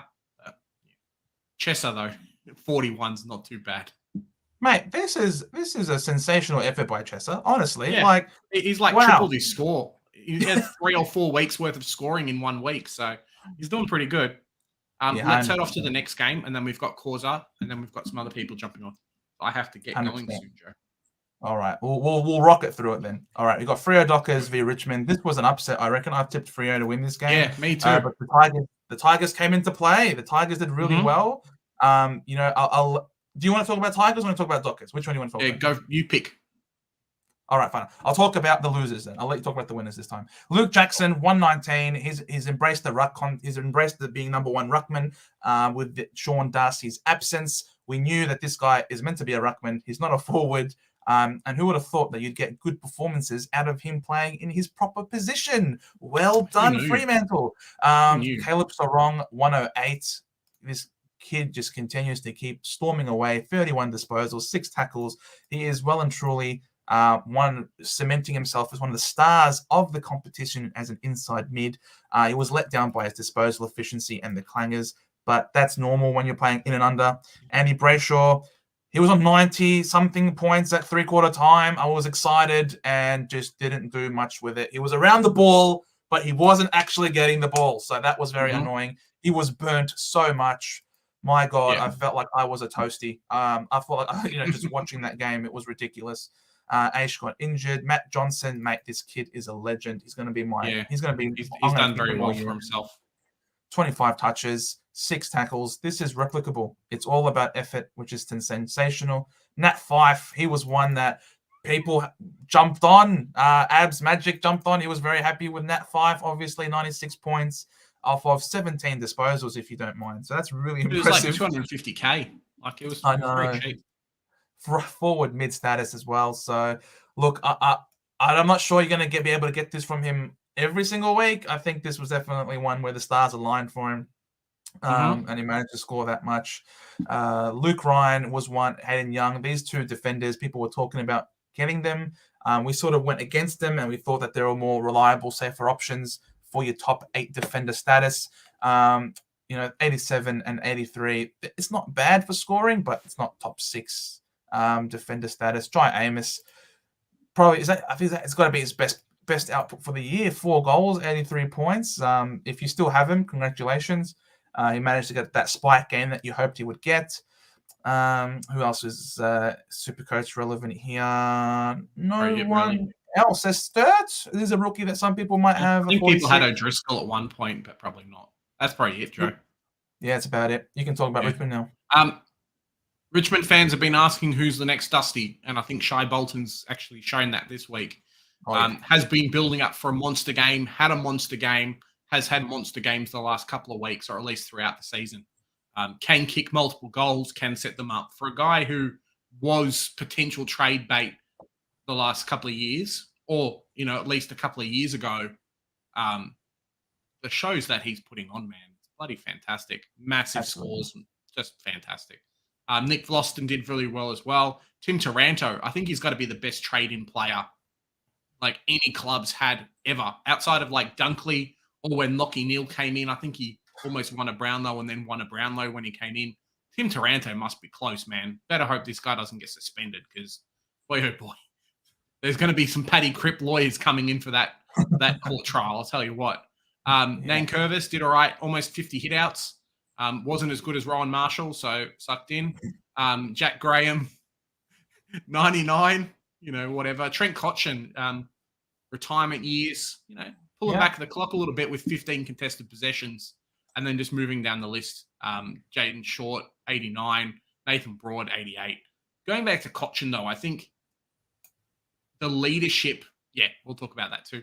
The leadership of these players shows a lot in these kind of teams. So when the games are tight, like they were, it's the older players, the guys that have been around for a while, who can really step up in those crucial moments. I know Ben Cunnington's done that before as well, where these players can just step up and take the game on and just be like, hey, guys, we need to put in the efforts and lift. Jaden Short, 3 goals is bloody fantastic too.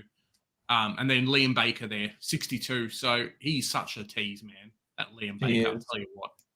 He's a Mr. Fix-It, man. He'll do whatever his team needs him. He'll play on the wing, play forward, play in the back line. It's normal for Liam Baker, and that's probably why you can't get sucked in by his big scores, right? It's all about the big picture, long term. Yeah, I think next year might be the year he finally breaks out into that role. He gets used a little bit too much as the swingman, so I think that's just what happens. Let's pull up North Melbourne. We'll get Causa on. He's been waiting patiently for us, and then we've got another special guest on. Hello. Coming after that. So, Causa, how you doing, mate? Good. North Melbourne, we almost won another game this year. I think, 11 losses in a row. So nothing much has changed at the moment. Yeah, it was good. It was a good performance, which was a good thing. Yeah, and that's the best thing, right? Is that at least we're putting in the effort, because we've had times in the last couple of years where they just look disjointed. The players are just like, we don't even care anymore. So at least they're putting in the effort. They're doing something. Aaron Hall, I'm not sure what you took of his game, but at the start he was shocking and then came out as our best player and Supercoach. Yeah, he was playing good towards the end, Didn't kick the ball out on the full or to the opposition players, so I wish he could have done that. That's Zeebel's job. That's Zeebel's job to do that, mate. That was not Aaron Hall. True. That is Zeebel's job. But even he didn't do that this game. 80% efficiency. Taron Thomas. What's your thoughts on Taron Thomas? Has he back, Causa? I thought he was, but there's also, don't forget, there's 3 guys to come back in the mids as well, with Greenwood, Simpkin, and LDU as well. So that's true. I'm not sure. I think Thomas has been playing like a half-back midfield hybrid role, right? I think so, yeah. And then he's kicked 3 goals, so he's been playing everywhere. I think he got named off the half-back this week. Yeah, he did, yeah. That's part of the excitement. The team looks so good with him in that team, man. Looks so good. I hope no more indiscretions, please. Nick Larkey, another 4 goals. There's this news come out that he has re-signed or he's going to re-sign with North Melbourne for a while. So I know they were saying Essendon and a couple of other clubs. And Sydney it was. There was Sydney as well. So, we're happy to take him on. Sheasel's a beast. I think this kid's got buffer. You look at some of the photos. Yeah, he's got stronger during the season, which is great. Wardlaw, another massive score. Did you end up jumping on Wardlaw? I did him early for Cowan, like the week early. Yeah, so I mean, you'd be pretty happy with that. Slowly becoming a primo, like in his own right, the last couple of weeks. Yeah, I thought he at one stage was going to get to 120 as well. I thought. Yeah. He's so good, man. him and LDU, I can't wait. Can't wait to see what happens with that. And I'm glad I took Sin Cotter off when LDU comes back. Pardon? Yeah, and then I took Sin Cotter off for Johnson, so I kept Wardlaw on field. I had the option. Hey, 94 is not bad. Goldstein 92, and then Eddie Ford as well. I think probably the last one we'll talk. No, we'll talk about Will Phillips. But Eddie Ford, 84, slowly becoming the player I was hoping. I'm not sure of his DPP numbers, but he would be getting. He kept running to the defense a lot. He was running in the game in the defense a lot. Yeah, he's that type of player, man. Like, I think he's. There's something to be said about AFL players, especially young guys, when they've spent a lot of time in the VFL, like they just haven't been handed kind of success like some other players have had. He's like, I have to put in the efforts. I have to do the work because I know that I potentially could go back to the VFL at any time, right? Like some players can't handle the stress, but I think he's pretty good with it. Yep. Yeah.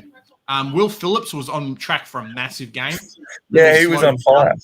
Yeah, what really slowed down in the second half, but North Melbourne's young kids getting better and better, Causa. Yeah, I agree. Better and better. Yeah. Couple more years, we get another high draft pick this year. Someone else. Yep. Maybe pick up There's one thing, right? Before we talk about GWS, Cam Zohar. I think he's. Oh, he was shocking. Let's not gloss over him, okay? Yeah. I know you're excited, you're up and about, you're optimistic. Well, look, right? So our 3 forward line players, out of if I gave you the names, if I said to you Coleman Jones, Phoenix Spicer, Paul Curtis, Stevenson, and Zohar, and I said we only scored 1 goal between those 5 forward line players. Like, come on, man. Nick Lucky can't. No one would have expected that. No way. Yeah. 5 guys playing in the forward line, and one of them scores a goal. Like, come on. Yeah. The one thing I would have expected demolition. In that, if you told me that, I would have expected demolition. And looking at the scores, look at that 28 scoring shots to 20. It could have been. It could have been worse. The one thing I'll say, Causa, before we talk GWS, is that performances like we've seen in the last couple of weeks start to get players interested when they want to come over and they're trying to come back to Melbourne. Like, I agree. We can give you a half-decent contract and you get to play with these young kids and they're putting in the effort and they're showing. You know, we haven't had that in the last couple of years. So I got a sneaky feeling this Port pick's coming. Maybe the next Jordan Dawson's like, hey, come play for North Melbourne. We'll see what happens. I've got a feeling. Yeah. Take us through GWS, Joe. King Toby is one of the best players in the competition. He's so good. He was good when he's good. When he's not good, he's shocking. He is box office. This man, I would pay money to watch this guy. If he played for a Victorian team, like honestly, it would be ridiculous. The amount of press conference, the amount of exposure he would have. I think he's still underrated as a player. He is a freak. 13 contested, 3 goals, 2. He tackles. He's not the biggest. He's not the fastest. He's not the strongest. He's not the tallest. But he's just so skillful, and his IQ is off the charts. I love this man. Kieran Briggs. He's going to be my R2 moving forward. I love this man so much. I still don't know what to do with him because I've never heard of his name. Yeah, never heard of him before, and all of a sudden he's like got a special place in my heart now, Kieran Briggs. So he can be my downgrade to 2 premiums. It seems like. Well, that's what he's doing. Exactly. He is sensational. Because I've still got my 12 trades because I didn't end up trading this week. Oh, look at that! So I've got 12 trades, 4 upgrades still, and I still got to work it out. And I've got all the best rookies, and it's like a breeze. To the end, Causa is loving life at the moment. He's got all the rookies in real life at North Melbourne and in his Supercoach team. Daniel Lloyd, 21 disposals for 110. That is absolutely ridiculous. And he went at 66% efficiency. I don't know. I don't quite understand how this stat line makes any sense. 66 efficiency, 21 touches for 110. That just seems to be a cheat code. I don't know. I don't understand. Cornelio should take a leaf out of his book. He had 25 disposals for 103. More tackles. 6 But yeah, clangers, 6 Joe. clangers. Yeah, it was 6 bangers. He was pretty bad to start off. He is so annoying, Cornelio. I wish I went Butters over Cogs, but it is what it is. Callan Ward doing Ward things, contested ball, winning, gun. Hogan, I think he's really found his home at GWS. He's doing really well for him. He feels like he belongs. He fits in well with their midfield dynamic, and he's got himself 2 goals. Bedford, he's finally getting the gig he deserves. Yeah, he's been playing good. He was stuck as the emergency every single game last year for Melbourne, basically. He's finally gotten the gig he deserves. 2 goals, 1. He's very influential. He puts a lot of pressure. 6 tackles for a small forward is sensational. Ash junked it up in the end with 19 disposals, 6 marks for 94 points. Harry Himmelberg is probably the one that is on everyone's lips at the moment. 88 points. Yeah, he was dominating. He was like huge at halftime, and then it just didn't get down there, so he couldn't get points at all. Exactly. So for all of us non-owners, we have been blessed. This could have been a lot worse for the non-owners, but thankfully we're able to see that he's got the role. The GWS Giants have been talking, and they've cemented that he is going to be playing at halfback for the future. So the green light has been given to everybody. If only he didn't have the round 15 bye. That's the only knock on him. Literally, the only knock on him is the round 15 bye. But he is the most easiest of round 16 pickups you have ever seen in your life. Himmelberg has to be brought in, I reckon, in round 16. Tom Green, this is 26 touches for 77 points. Again, another 6 clangers for the man. He was so bad. Watching it live, he was looked like Shields was taking him, and pretty bad. Yeah, 15 contested possession. So he put in the hard yards and then really just let himself down. So this is his worst score of the year. I wouldn't be too critical of him. Whitfield, 67. Yeah, he's a fake primo. I wouldn't go there. Fahey, the rookie, 54 points. He played not bad. He played not bad. Yeah, he's actually a really good player. It's a shame that he was used as the sub so much to really kill his cash gen. And Buckley with a 29, his worst game of the season. But he gave away like 3 or 4. He gave away like 3 or 4 frees to Larky as well. Exactly. So that's why he scores that low. He was really good in the first half of the season. He made heaps of money. I'm not sure how many people still own him. I don't think there would be many left that jumped on him. So you managed to trade him out at a great time before he dropped the stinker, an absolute stinker for you. So I'm sure everyone's very happy with Jack Buckley. Ralston was the sub. It's hard to score much, but when you have only 15% game time, right? So that's rough. Angwin, for the people who have him, he was subbed out with 45 points. It's tough when you're playing on a wing. It's very hard to get consistent scoring. But that was the game. You guys did really well, which was obviously very optimistic for you. Your North boys that were under the pump last week ended up bouncing back really strongly. Have you kept both? Did you say you kept both Sheasel and Zeeble? I never had Zeeble. Never had Zeeble. That's right. I kept Sheasel. It looked good, but he's still prone to having a lot of role changes. He started off halfback.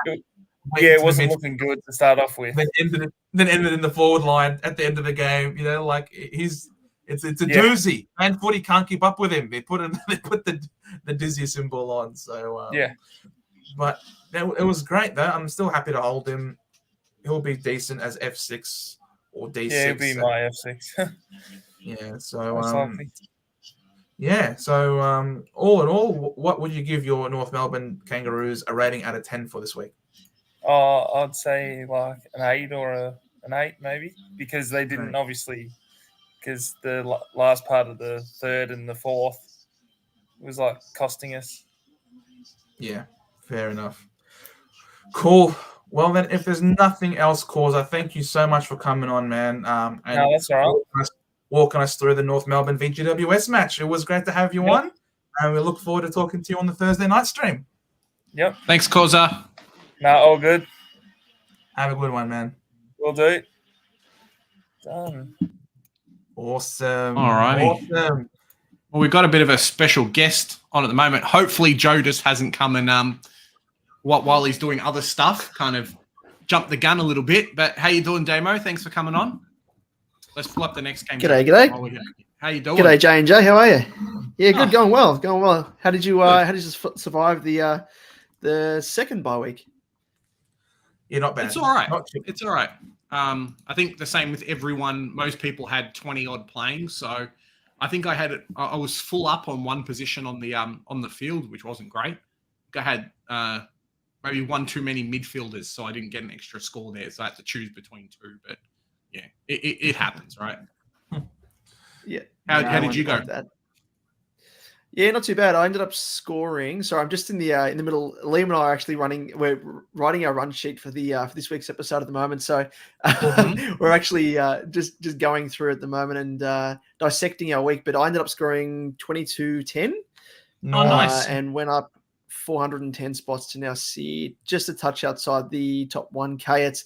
It's tough going. It's I've been tapping on the door to get into the top 1K. I'm now 1,163rd.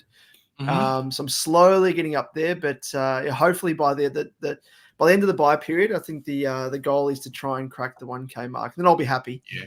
But it's going to be hard. I mean, this week's probably not too bad, but round 15 is going to be tough going, I think. Yeah, I think last year we had the likes of Judson Clark come in and really give us a downgrade option, which was fantastic. But not really having that at the moment. It's looking like maybe Butler comes back from. I know Butler. Is it Sydney or Essendon that he's playing really well? He might be another upgrade option as alongside Marek if you haven't got him already. I think most teams I've seen at the moment really need to bring in 2 or 3 players over the next couple of weeks who are playing round 15. But I know myself, I was in a similar position to you last year where just outside and then one good buy round, that's all it takes, man. As long as you've got some bench coverage, top 1K done.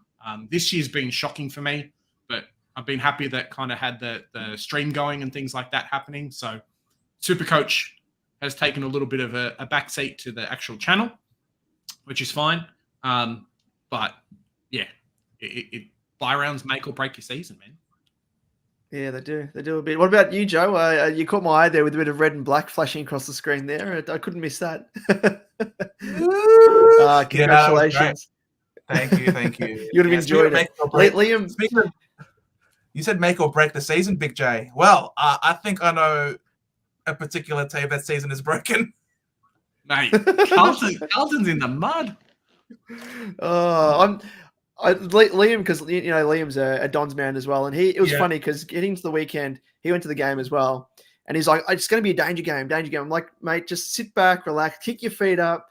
You got to win. It's in the bag. Don't worry." Like I've been watching my own team, of course, for the past 11, 12 weeks, and it's the same tripe week in, week out. Same game plan, no plan B. I'm like, don't worry. You literally it'll be AFL live, back in the day on PS4 where you just handball over the top. And there was a passage of play. I think it might have been the second or third quarter where that happened. Handball over the top, drew the man and went to goal. And I was like, what is this? This is like cheat codes. This is cheat codes. Easy stuff for AFL level. But someone troublesome to see. Someone messed with the slider on the difficulty. Jonas, as much chance of a final as see Jonas, he's good. Jonas, I give him, and I'm very happy to take it back to cop it on the chin on the way back. Jonas is really good at keeping me accountable. He also flexed on me before. How many days has it been since the last one a final? You know what I mean? Like Jonas is great for that. There's a big footy thread at the moment that has been going amazing. If you haven't already, head over to Big Footy. There's a North Melbourne thread that's called Days Since Essendon Won a Grand Final, and I think it's at like 39,000 or something stupid at the moment. But this could be the year that the thread actually gets stopped. The way that Brad Scott's going, all you need is a top 8 finish, and then that's it. I don't know. Doesn't matter how your season went. At that point, you play every game. So yeah, I think our last grand final was after yours though, right? Like it's been a long time since. Well, we won 99 and you guys won 2000. So yeah, after that, both of our sides really haven't But we've won finals after that, and you guys haven't. So yeah, it's fine. Like it doesn't matter if you don't win a It's fine. final, if you don't win the grand final. Like if you don't come first, you come last. Essentially, that's the way I look at it. And not winning a final, not winning a grand final. Us three teams, we know all about not winning many finals in this modern era. Yeah, exactly right. No, at least both, well, at least yourself, I should say, Joe. We're probably down there with you, Big J, at the moment, which is not good for us. I mean, you guys have an excuse, not so much us with 2 Coleman medalists, bloody a Rising Star winner, Brownlow medalist. Do you think it's nothing to do with the coach at all? No, I really feel like you guys need I to agree. Players and do you think some big trades are coming, Damo, at the end of the year? No, I was being facetious there. It's definitely Michael Voss, and it's his assistants as well as him. Like, our players are. I think the top echelon are good, but it falls away after the top 5 or thereabouts. But I mean, you can just look at Collingwood and Richmond and the like, who have had successful teams, and they haven't had superstars apart from maybe 3 or so players. So it's the players around them that really play the role and are probably more important most of the time. But I think, just in terms of the way we play from week in, week out, it's just so frustrating to watch. Forward 50 entries, kicking out to a pocket. I mean, no surprise, we've been kicking less than 60 points for the past, I think, 5 weeks running now. People are like, oh, it's inaccuracy and stuff. And like, yeah, fair enough. Like against the Dons, Charlie ended up kicking 3 behinds, which you'd normally get. Yeah. But a lot of the time is due to the fact that they're instructed to kick wide. The percentage chance of them kicking goals in those positions are pretty low. So that's part of the issue as well. Like forward 50 entries and, where they hit up, pushing your 2 Coleman medalists outside forward 50. And then, Jack Martin's the deepest forward. I'm like, what are you like? I'm not a senior coach, but like, it doesn't take a rocket scientist to be like, what are you doing? Like, yeah, it's crazy. but it's not even that though. Maybe someone will play Marlon Pickett and try and Jonas. Can't say these things, mate. You can't. Mate, I'm telling you, Jonas is my favorite. Jonas is my absolute favorite. It's not even that. You look at the tackle numbers across the board, and that's something that the coach doesn't do during the week. I mean, like they'll train tackling, but he doesn't have control over that. It comes down to what type of kick they do, if they decide to play on or shank it. But tackles just really talk about effort. Like Sam Walsh, no tackles. Charlie Kerner, okay, he's a key forward, no worries. But Adam Sard, he's a defender. Where's his tackles? Wiedering, 1 tackle. Doherty, 1 tackle. Mitch McGovern, 1 tackle. It's not good. Like Paddy Cripps got lauded 2 weeks ago, so he had no tackles. Now he's got 2. So, Ed Kerno, the guy that's supposed to be your pressure player. Who was tagging He shouldn't be in the team. How was it tagger? Players, people rat on, let's get rid of the coach, right? Let's get rid of the coach, whatever.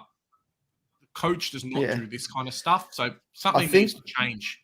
Mate, just trade all the good players. This is kind of like an insight into like, this is like the lowest ebb I reckon the side's been in. And I think that's probably an indication of the players just gave up, I reckon, probably halfway through the second quarter.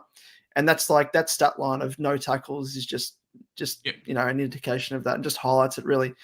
But crap. I think like there's no going back from here. It is shit, but like it's bad for all the coaches, like not just Voss, but other coaches as well. Because I think it always gets to a point, and you would have seen it as well, Big J, with North, where the coaches just lost the players and there's nothing you can do to get them back, which is unfortunate. But I think it's just the cycle of teams that go through the ruts and stuff, and there's no coming back. But we'll just have to ride it out, and I'm just hopeful that they follow the same path as the Dons last year, just a clean sweep across the board, get rid of some players, get rid of the president, get rid of the CEO, and I think that's part of the issue. Like our CEOs, like coming out of contract or whatever, end of this season. Luke Sayers as well coming out of contract. Like these guys won't be there. And I think, if they were, they'll probably be pushed, but they just need a clean wipeout, like across the board. I think that's part of the issue.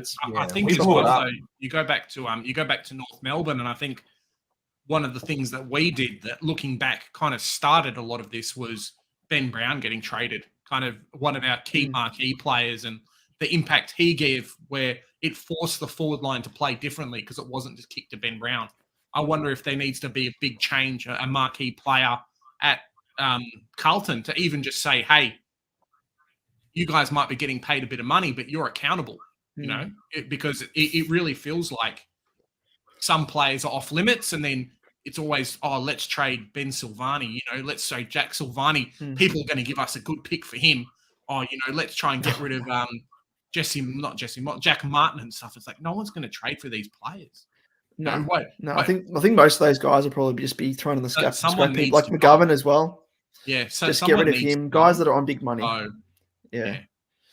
I think that there are some things that are controlled by the coaching, like the decision to play Ed Curnow over someone like Paddy Dow. I think this guy, I don't know what more he has to do. Mate, he needs to get traded to another team. That's what needs to happen. You know what I mean? Like, because he came on and he honestly was one of their better players when he came on. He gave him something different. He took the game on. You know what I mean? Like, he actually gives a shit. Like, he tried to change things up. It wasn't the safe game plan. You know, I just feel like this guy really deserves a full crack. I thought he had another great game last week for you. I thought you were going to back it up and be like, yep, 2 weeks in a row of solid performances. I just didn't think that trying to tag Zach Merritt was the way to go.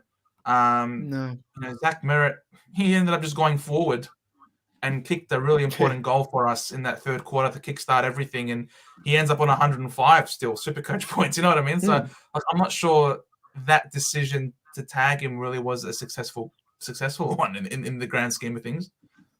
Yeah, I think it kind of reeks a bit to me of like Voss knows that his future's on the line, so he brings in, you know, guys that are tried and tested and hopes, I think more than anything, that Ed Curnow is going to do a role, but he shouldn't. I mean, I'm very surprised he's still on Carlton's list, to be honest. Yeah. Like, I thought he would have been, you know, thrown aside, like, or ushered out, like, mate, you've had your time type thing. He's not the future. And guys like Jack Martin as well, even though he's talented, doesn't flash it enough. He's always injured. Guys like that. I mean, guys that have come in like Kemp, I'm pleased but also surprised that he hasn't been on the cusp and kind of been thrown out of the team like Dow has. Like with Dow, that's like the most frustrating thing, I think, all year. He's plied his trade in the VFL. He's, I reckon, 3/4 of the games that he's played in the VFL, he's had over 30 disposals and been in the best. And but it's just like, it's little things like that which just add up, and you're just like, it's just not working. It almost seems to me like I made a gag on our podcast, like he must have gone around there early, Voss's place, knocked on the door, and Voss wasn't home, and his wife was home, and then Voss walked through the door and caught Dow with his pants down, and that was it. One thing led to another. Matt must have been what happened to Charlie Constable. I think it's a case of. You think it's a case of having to justify the contract with Martin? So like, hey, we're paying this guy so much. When he's fit, we've got to bring him in. Yeah, I reckon there's an element of that as well. I think there's probably the hope there because he's talented, but yeah, again, like he doesn't show it enough, and it's always the worry spending big on these guys as well. That you think in the back of their mind, they're like, oh well, doesn't matter if I have an off game. Like at least I'm still getting paid the big bucks. Yeah. Unless they're super talented and you know they've got the consistency behind them. Zach Williams says hello. But it's just that's out of his hands, though. That's out of his hands. Doing an ACL. I'm getting the call to head off, so I have to go. You can go. I better head off as well, boys, because we're about to record. No worries. Awesome. Thanks for having me on. Always a pleasure, boys. Anytime. Happy to talk. If you haven't subbed to Supercoach Edge, please head on over to Supercoach Edge. Give them a sub. Trying to get them to 1K, guys. Come on. Before they pump out great things. Before I implode being a Carlton supporter. At least I got Supercoach to fall back on for now. Yes. 100%. Yeah. All right, man. No, thanks again, boys. Thanks for the shout out and thanks for having me on. See ya. See you, Big J. Have a good one, mate. Sorry, I have to go, Joe. Sorry, Vin. Okay. I'll talk to Vin. It's all right. You can go. All right. Catch you later. Yeah. Bye-bye. We tag one person out. We bring someone else in. On you, Vinny. How's it going? Not too bad. Yourself? Good. Sorry, I know you were in the waiting room last time around, but we didn't get the chance to get you on. That's all good. You know, so better late than never. Who do you go for, Vin? What's that? Who do you go for? I go for Pies. Little Pies. Oh, That's a rough loss tonight. Today. Look, it was a bit mixed feelings. Like we really charged towards the end, but wasn't our best performance. So yeah. No. I mean, it's typical Collingwood fashion to come storming home and at the end and threaten to take it away from him. But to Melbourne's credit, they managed to hold on. They played well. So they did play well. I guess we'll just keep talking Essendon and Carlton because we hadn't quite finished that game. Jonas, Carlton 18 frees, 32 against, Carlton 6 goals, 16 per time. Yeah. Kicking skills were poor, bad decision making, and undisciplined. That is correct on all fronts, Jonas. A lot of it you can put then to coaching to try and keep them grounded, keep them disciplined. These sort of statistics can be shown and pointed towards Voss isn't making the most of the list, which is terrible. And the kicking skills as well. We're at this point of the year and your kicking skills are terrible. That's it's not conducive to success. Really, the only successful player that they seem to have on the field was Chera. He had 31 disposals, was all over the ground for him with great disposal efficiency with a 132. And you know things are looking bad when you have one player ton up. Did you manage to catch this game, Vin? Yeah, I did. I was considering bringing in Walsh after he drops to about, 480, 490K, but I don't even know if I want him anymore. Like, he's just looked terrible the last few weeks. Yeah, 100%. It's just, he just seems, I don't know, it seems like the whole Carlton Footy Club is just under this cloud that's affecting all of them. They all seem to just be not playing at their best. And, you know, you wouldn't have thought if Sammy Walsh got 35 touches that he'd end up on 93. Like, you would not have thought that if I told you at the start of the season that Walsh is going to get 30 touches and not average 100.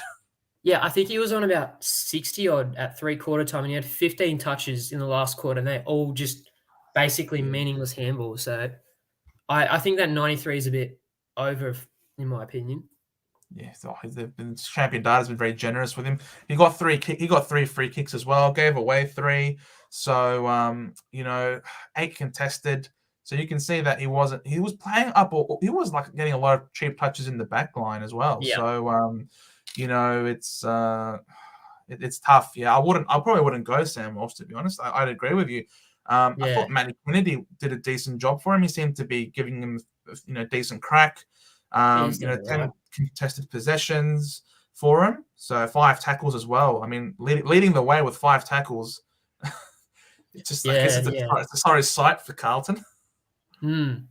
Ridley's done well the last few weeks. Unfortunately, I traded him when he got concussed and scored that 22 odd or whatever it was, and then he's come back and turned up 3 games in a row.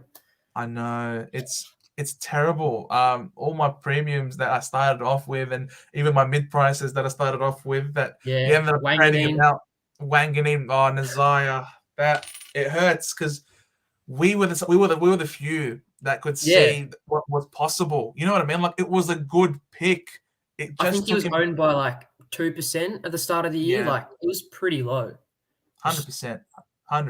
If he was dishing out what he was, I know. If he started off the year the way he's going now, we would have been laughing in terms of the scoring and the ranking, and because people also had to scramble to get Setterfield in. People didn't have Warple, had to get Warple in. So starting these mid prices at the beginning, if they all turned out as we expected that they would go, it would have put us in a really commanding position, whereas other people would have been scrambling, and this wouldn't have been easy to do. But look, it is what it is. Ridley did really well. You're right. 8 marks. Doing. He has been really good. It's not enough, I don't think, for top 6 defender status. But if you manage to hold on to him, then that is sensational for you. He did manage to beat Redmond who also had a decent game, had a great score assist going through the middle of the ground. And that's when Redmond's at his best, when we're able to have him run off halfback and attack and launch, start some scoring chains for us. That's when he's at his best. And that's why when we lose, you tend to see Redmond's scorers are pretty poor, because he's not able to kickstart those scoring chains for us. So if you think we're going to play finals and you think we're going to have a lot more wins coming our way, then he was a recommendation for people. but of course we're on the bye this week, so don't trade him in this week. That's for sure. Yeah, on Ridley, like I feel like it's all based on Essendon's movement from the back line. Like when they're playing that slow chip mark sort of Freo type footy, like he will score well. Like I reckon he'll end up being top 6 from this point onwards, but it's really dependent on how Essendon want to continue to play. Yeah, I don't think we tried to be very chip kick mark in the back line, especially in the third quarter. The third quarter we got a lot of win out of the centre bounce, and then we were looking to transition the ball pretty quickly. But in the first half, they did really well, limiting our ability to hit the corridor option. So we did switch a bit and have a lot more bombs down the line. So, I mean, Ridley's one of our best ball users. We love having the ball in his hands. I'm not sure how many kick-ins he took. We can load up that statistic, actually. So, I mean, Ridley, I know some people say that he's a fake premium, but look, I don't consider him to be a fake primo. I honestly reckon this guy is genuinely one of the better players in the competition, especially as a defender. He's got good size. He's improved at ground level as well, so he can give and go. But yeah, the question is, can he be top 6 from here on out? If you reckon he is, then for his price point, it's still pretty good. I mean, he had 6 kick-ins. That was the most he's had in quite some time. So he's had 6 kick-ins. I actually didn't even notice how many kick-ins he had. That is a big stat. Do you reckon it's still a bit too late to jump on him though? What's he priced at? I think it's like 505, 510, something like that. Yeah, 6 kick-ins. He actually had more than Mason this week. Mason before was primarily the kick-in taker, but this week he was number 1, and then it was shared with Hind and McGrath. So as you can see, like it's going to be inconsistent how many kick-ins he has. So his floor will be sort of limited. But let's have a look at Ridley. Obviously, he's on the bye this week, so we're not saying get him. He's now in the 500s, so he's back to where he started essentially. $400. He's back to where he started. So if you consider that he had that concussion game where he scored 18, he's been terrific since then. These 2 games, fortunately for people who held him. Yeah, these 2 games we were kick mark, slow ball movement. So, and then I predicted that that's not the game style that we're going to take into every game, and that we can change it up. So at that point in time, I'm like, don't expect these scores from him. I think this is the type of score that we're going to see from him from here on out. I think he is a 105 average, 100 to 105 average player. Maybe even a 95 to 105 average, because I don't see us playing that slow, methodical game plan every single week. That was very matchup dependent. I think this is more in line with what we're going to see moving forward. So for him to score 108 with 6 kick-ins, obviously that's more than he's had for quite some time. I think that goes to show that he might not be top 6, or he might be D6 for the year, especially if we're rocking a guy like Will Day, as I've got here, or a Sheasel. Yeah. I think he's going to score something consistent with these guys. So for his price at 504 compared to a Will Day's 444, compared to, you know what I mean? Like you could say it's overpriced by I guess by 60,000 if you compare Ridley to today. Plus, Ridley's got his buy, so I'm not against it if you're really strapped for cash. But there is someone else though who you could have. I've already jumped on Hammer. Oh, you've already got him. Yeah, I brought Hammer and Keys in this week. Cool. As soon as I saw that tweet where Kingsley basically said Hammer's going to be defense for the rest of the season, I'm like, jumping on him. Beautiful. Yeah, I didn't get him because of the buy structure. Yeah, that's fair. I mean, let's have a look. Actually, my round 15, if I can see. My biggest fear was he went 188 last time he played North, as a defender. So I'm like, if he goes big again, I could miss him. So jumped on him early, but didn't really pay off. Oh, I could do this. I could just do. I could do Gorn. swing Gordon here. Constable there. And Bob's your uncle. Oh, yeah. Bob's your uncle, mate. That could work. That could work. A bit of inspiration here because we've got the confirmation that he's going to be playing in the back line now. The GM of football said that he's going to be playing for him in the back line as well. So there we go. That's beautiful. Nothing much to say here. Nick Martin's had a terrific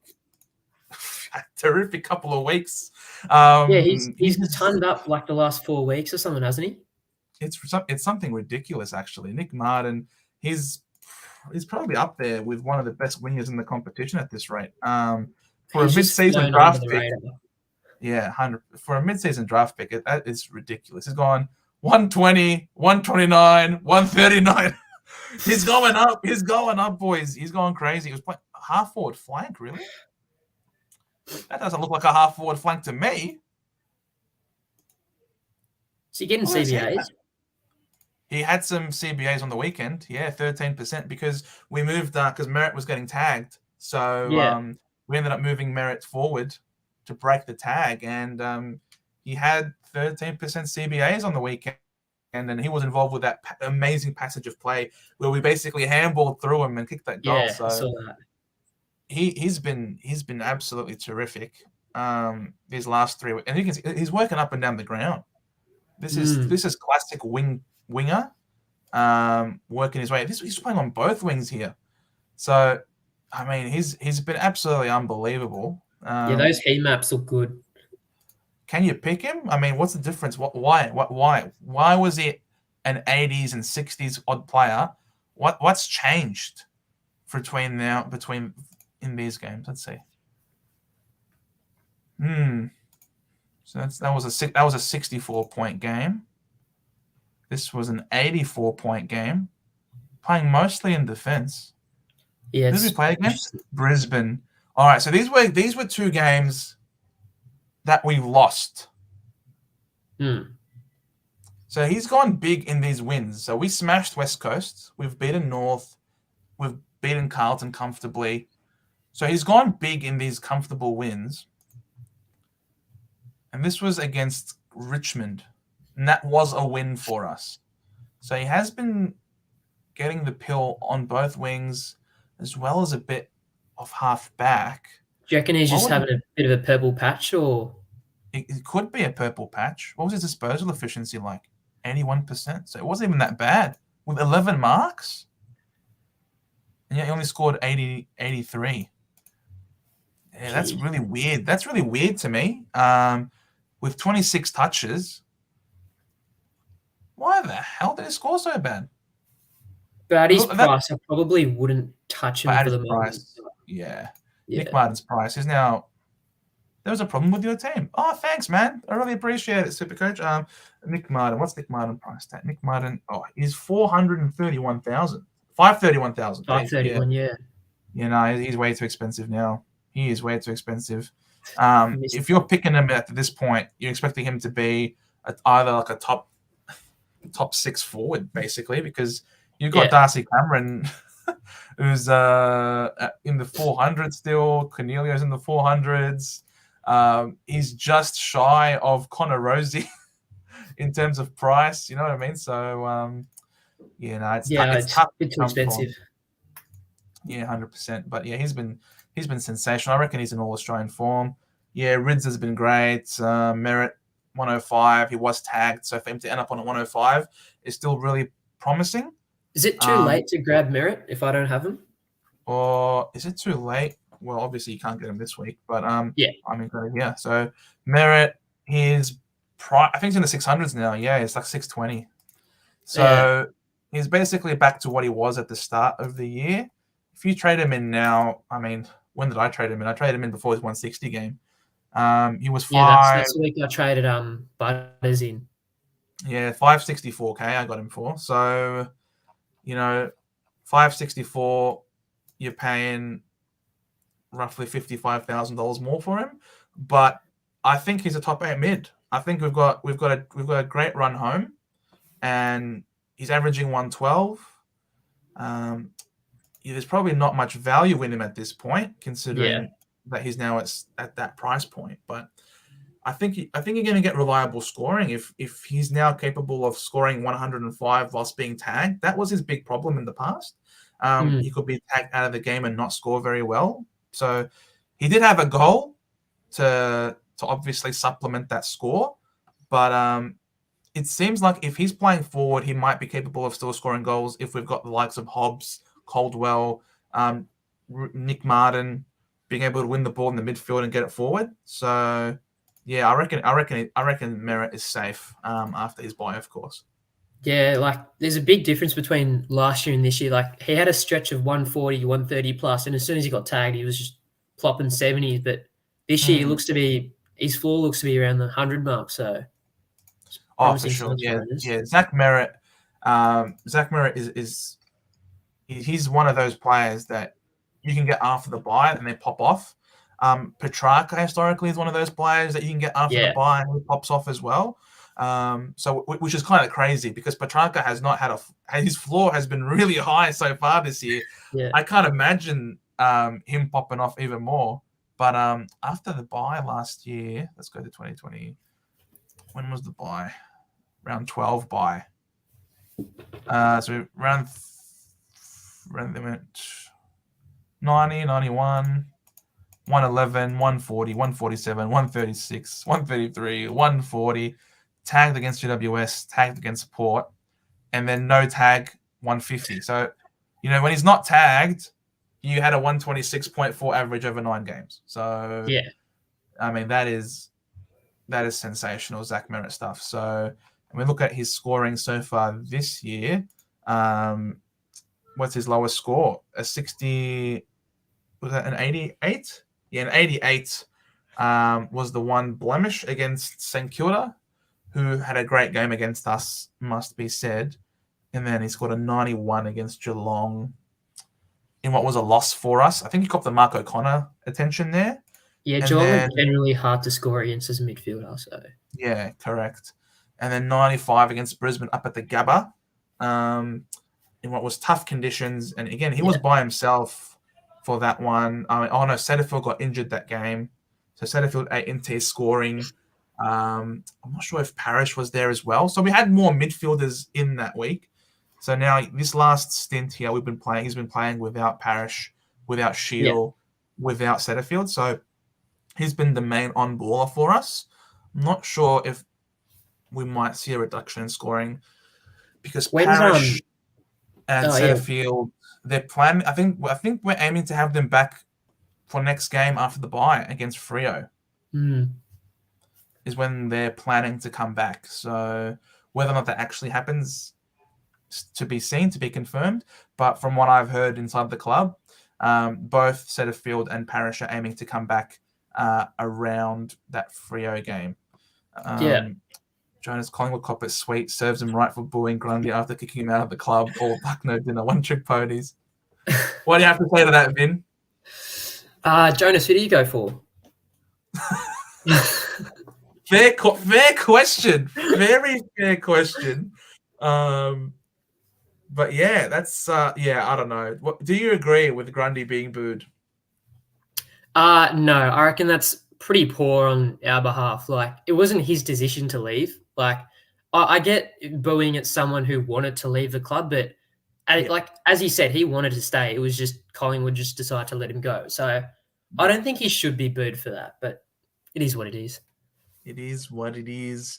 Big Tommy, how's it going, Tommy? I'm doing well, thank you. I'm on cloud 9, bro. Collingwood gets. I know, mate.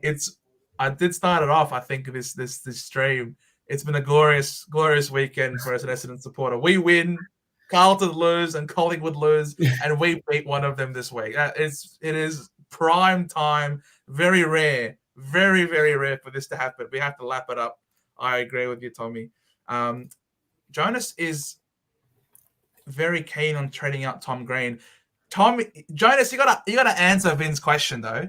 Who do you go for? Who do you go for? You can't run from this question, mate. You gotta own up to your team here. But yeah, he wants us to abort Tom Green. breaking the 142 out of gas. Try again next year. I hate watching Tom Green play. Does my head in. He racks up 30 plus touches, and he has like 50% efficiency and scores like a 70. So it's frustrating. I mean, he's had his last 3 games. He's been dipping.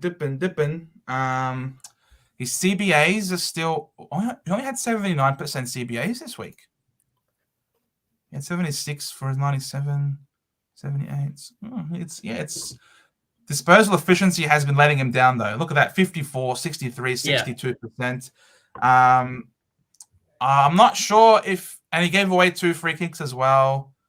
I don't know if it's time to let him go, Jonas. I'm not sure if that necessarily means that he's gassed out and has to go. I mean, look how many touches he's getting. Someone who's getting how many? I mean, 26 touches, 35 touches, 28 touches, 29 touches. I can't see someone who's basically averaging 30 disposals as someone who's gassed out. Personally, Jonas. Personally. Collingwood been going to other clubs, they could land the biggest fish of them all. Dan McShark. Yeah, he's probably the worst decision we've made last year. Yeah, that's about it.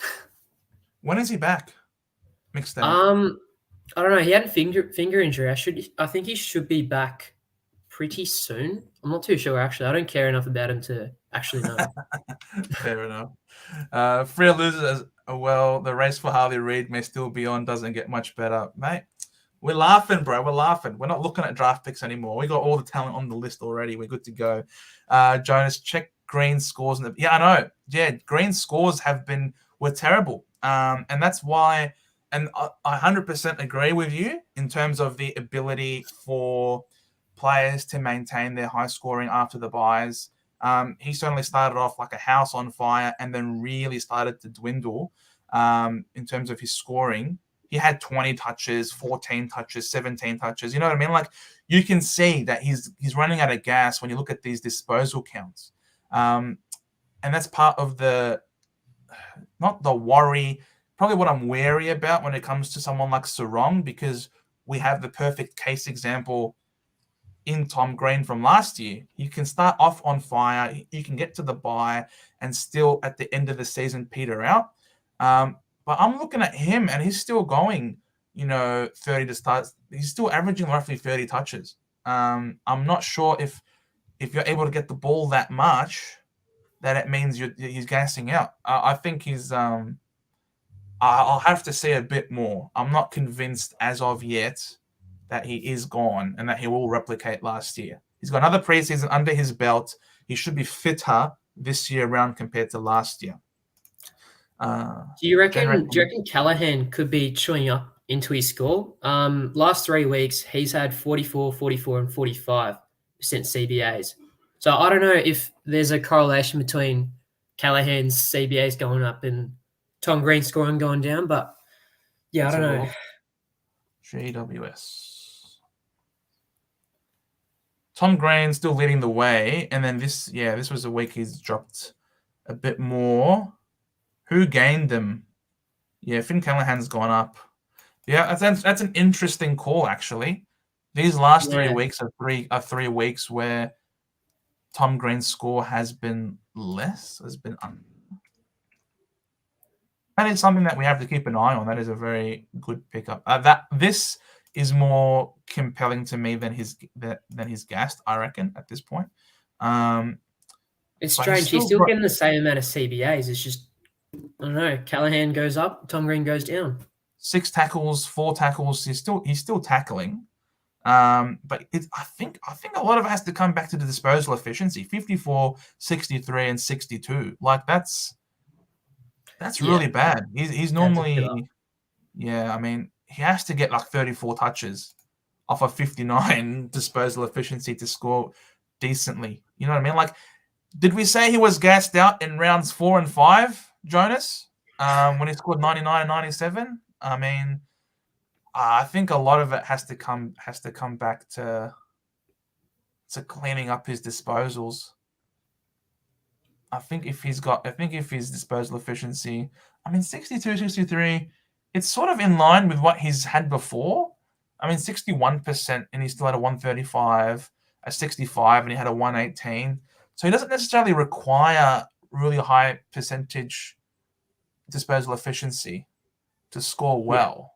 So it can't just be that. His contested possessions and his clearances that really get him up. It must be. It must be. For some reason, this doesn't show contested stuff. Let's go then to the archives.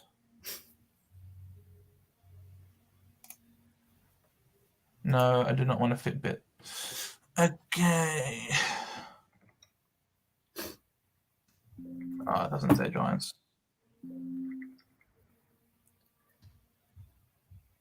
So go Western Sydney. We're looking at the last 3 games. Not on the score table. Not the score table. And then what did he score the week before the last 3 weeks? He scored a 119. That was in round 10. Okay.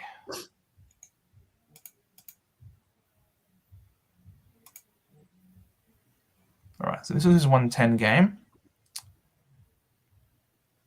No, it's not. Where is it? What did he score? Tom Green at 89. Oh, okay. It's on before that then. Okay. So how many contested possessions did he have? He had 18 contested possessions. Okay. And the next week he had 15. Okay, so that's still very high. And then he had 11, still decent. And then he had he's averaging about 14 for the season. 18. So yeah, he's still getting a lot of contested possessions. But what did he get on the weekend? Oh, this was against Richmond. What did he get against Richmond? Oh wait, that was Richmond's game. He had 15 against Richmond. Yeah, so I'm not willing to say he's gassed out just yet. I can't say that, Jonas. He's still getting heaps of contested ball. He's still tackling. He's still getting a lot of possessions in general. So that's a lot of statistics that point to me as to someone who's not gassed out, just a bit out of form, I reckon. A bit like Walsh. That's a yikes, Tommy. I think you have to hold him.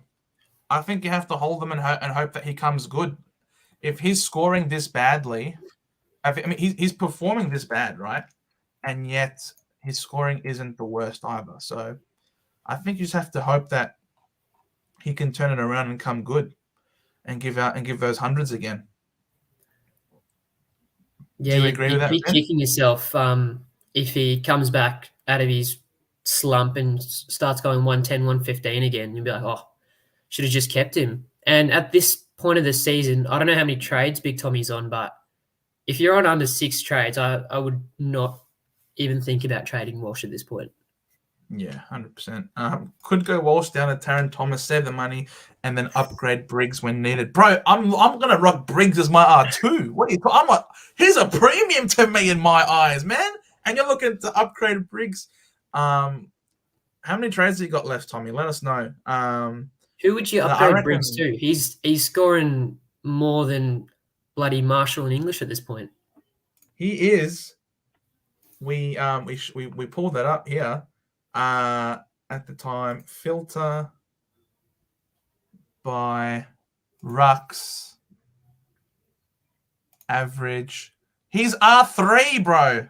He is R3 at the moment in terms of average. So yeah. Such an awful trade from me. He was certain to get it. He was absolutely certain, but then there was 1 week where he played like 80% midfield time, and that absolutely crushed his hopes of getting forward status. This is Walsh, yeah. So he played like 58 and then 57% CBAs. So that really lowered his. Yeah, it's rough, bro. I'm a Gorn owner. Don't you worry. I traded in Gorn thinking that he was going to have forward status as well. So, look, the stats were in our favor. I wouldn't be beating yourself over that. He's got 9 trades left. Does Big Tommy? Yeah, like with 9 trades, I guess depends how many premiums you have at this point. If you've got almost a full premium team, I reckon if you want, maybe take a punt on Walsh. But if I was you, I probably wouldn't do it. So. Yeah, need English or Marshall to move it then. Yeah, exactly. Like, I mean, it could be English. Nah, surely not English. English is R1 for the year. You can't trade out English. He's far and away the best player. Yeah, you should definitely trade. You should definitely trade Briggs if you think Marshall's already played through his bye. He already had his bye. Briggs' bye is coming up. You could trade out Briggs to facilitate an upgrade elsewhere. But I don't think it's at Walsh's expense. I think Walsh comes good. I think he's a workhorse, and good players don't become shit overnight. I just think Carlton's right now in the middle of a slump. There's a lot of pressure on them. I think as soon as something changes up for them on field or off field, they'll play with a bit more freedom in the back half of the year. Finals is dead, and now the pressure's off basically. So I reckon Walsh could come good still. Yeah, Walsh is a gun. He'll come good. Yeah. Jen, who's a good upgrade for Weddle? That's 665k and under. Not Sicily at the moment. Not Sicily, no. 665. That's basically anybody, Jen. Like, seriously, like you could even afford Bonds at this point in time. Like, 665, you can afford anybody. For Weddle, so you're talking defender status. You want a defender. You want someone who's top 6. So any of these guys, I wouldn't go Luke Ryan. I'd be more bullish on Sinclair if you don't have him. He's already had his bye. Stewart's had his bye. I think these are the 2 main ones in defense if you haven't got them already. Stewart's close to a must-have in your backline, isn't he? Yeah, he is. Yep, 100%. This dude is a gun. He plays shit and he still scores 90. You know what I mean? Yeah. Like he's Chelsea just love him. Yeah, 100%. This 18, he was injured like in the first few minutes of the first quarter. Like he was on track for a big score again that week. I mean, this was literally like in the first, maybe like not even the first 5 minutes. Within the first 5 minutes, he already had 18. And I went away from the pack and started Stewart, and he gives me that. Yeah, I know. He was that's rough. But you look at his scoring, 127, 138, 91, 159, 130, like seriously. And he's got a lot of Geelong games to come as well, and he loves to play in Geelong. So that Freo game, I have no idea how he scored 91. I know. He played so bad. I know. So if you haven't got Stewart's the man, Jen. She has 8 trades and a boost. Well done. I can't believe you still have a boost. That's ridiculous. I got Martin and he played like a primo. Yeah. Well, Nick Martin, he is a primo. At this price point now, he is a premium and you have to hold him, essentially. Because at 531k, you've got him in for a reason. And you're right. He has been playing like a primo. It's been ridiculous. These last 3 weeks, he's been on an absolute tear, and he's got a decent. We've got a decent fixture, against for wingers. Optus Stadium, wide ground, same MCG dimensions like we saw there. He's played Optus and MCG. He's gone big, so he could be in for a big score there. Port Adelaide. I don't know if they might put some attention into him or not. Marvel. I don't know. That's going to be a tough game. I'm not sure how well he will perform, but he seems to be playing with a lot more confidence. We like having the ball in his hands. He could be one of those sneaky options, Kent, that sees you rise up because no one else has him. His ownership must be really low. Yeah, he's in 3% of teams. He was passed on in 2 drafts, wasn't he? He was. West Coast could have had him, but he was training with Subiaco. Absolutely, he was in their academy. So yeah, they would be absolutely kicking themselves. But thank God he's not there, because he'd be guaranteed to be injured at this point. Yeah. Anyways, I think that might just about do us. It's 9:55 p.m. We got work tomorrow, school for some people as well. So thank you so much, Vinny, for coming on. Condolences for the loss today. It was good to finally have you on, and we look forward to seeing more of you in the streams to come, man. Cheers, Joe. Have a good one, mate. You too, mate. Thank you. Cheers. And with that, guys, that brings us to an end of our fan cam and round review video. There is no need for condolences. I'm just being a good host. Get stuff, Collingwood. You can shove it up where the sun don't shine. Hate Collingwood with an absolute passion. Red and black till the day I die. Well done to our boys. Sensational weekend. Thank all of you for coming on. It's been much, much appreciated. Tommy, would love to have you turn on the mic and come and talk to us, mate. It would be good fun. I know you're still here, Vin, but I don't give a crap. Collingwood suck. I hate Collingwood. I wear my passion on my sleeve. It is what it is. But yeah, thank you guys for coming on. It was great. If you haven't already, please drop the stream a like. If you haven't subbed already, please give us a sub. Would love to see more interaction. It's always great to have interaction with you guys in the fan cams. It will be Sunday. Vin, not a bad bloke. Yeah, 100%. 100%. He almost made me hate Collingwood a little bit less. No, Vin was very good. Definitely excited to have Vin on more. And Jonas, you haven't told Vin who you barrack for. You got to tell him who you barrack for. And if not, come on the stream again. I would love to talk to you, mate. So with that, we call it a night. I know we're back to work tomorrow. It sucks. It sucks a lot. But hey, at least it means there's less days between now and the next round. And with that, I'll leave you to it. Have a good one.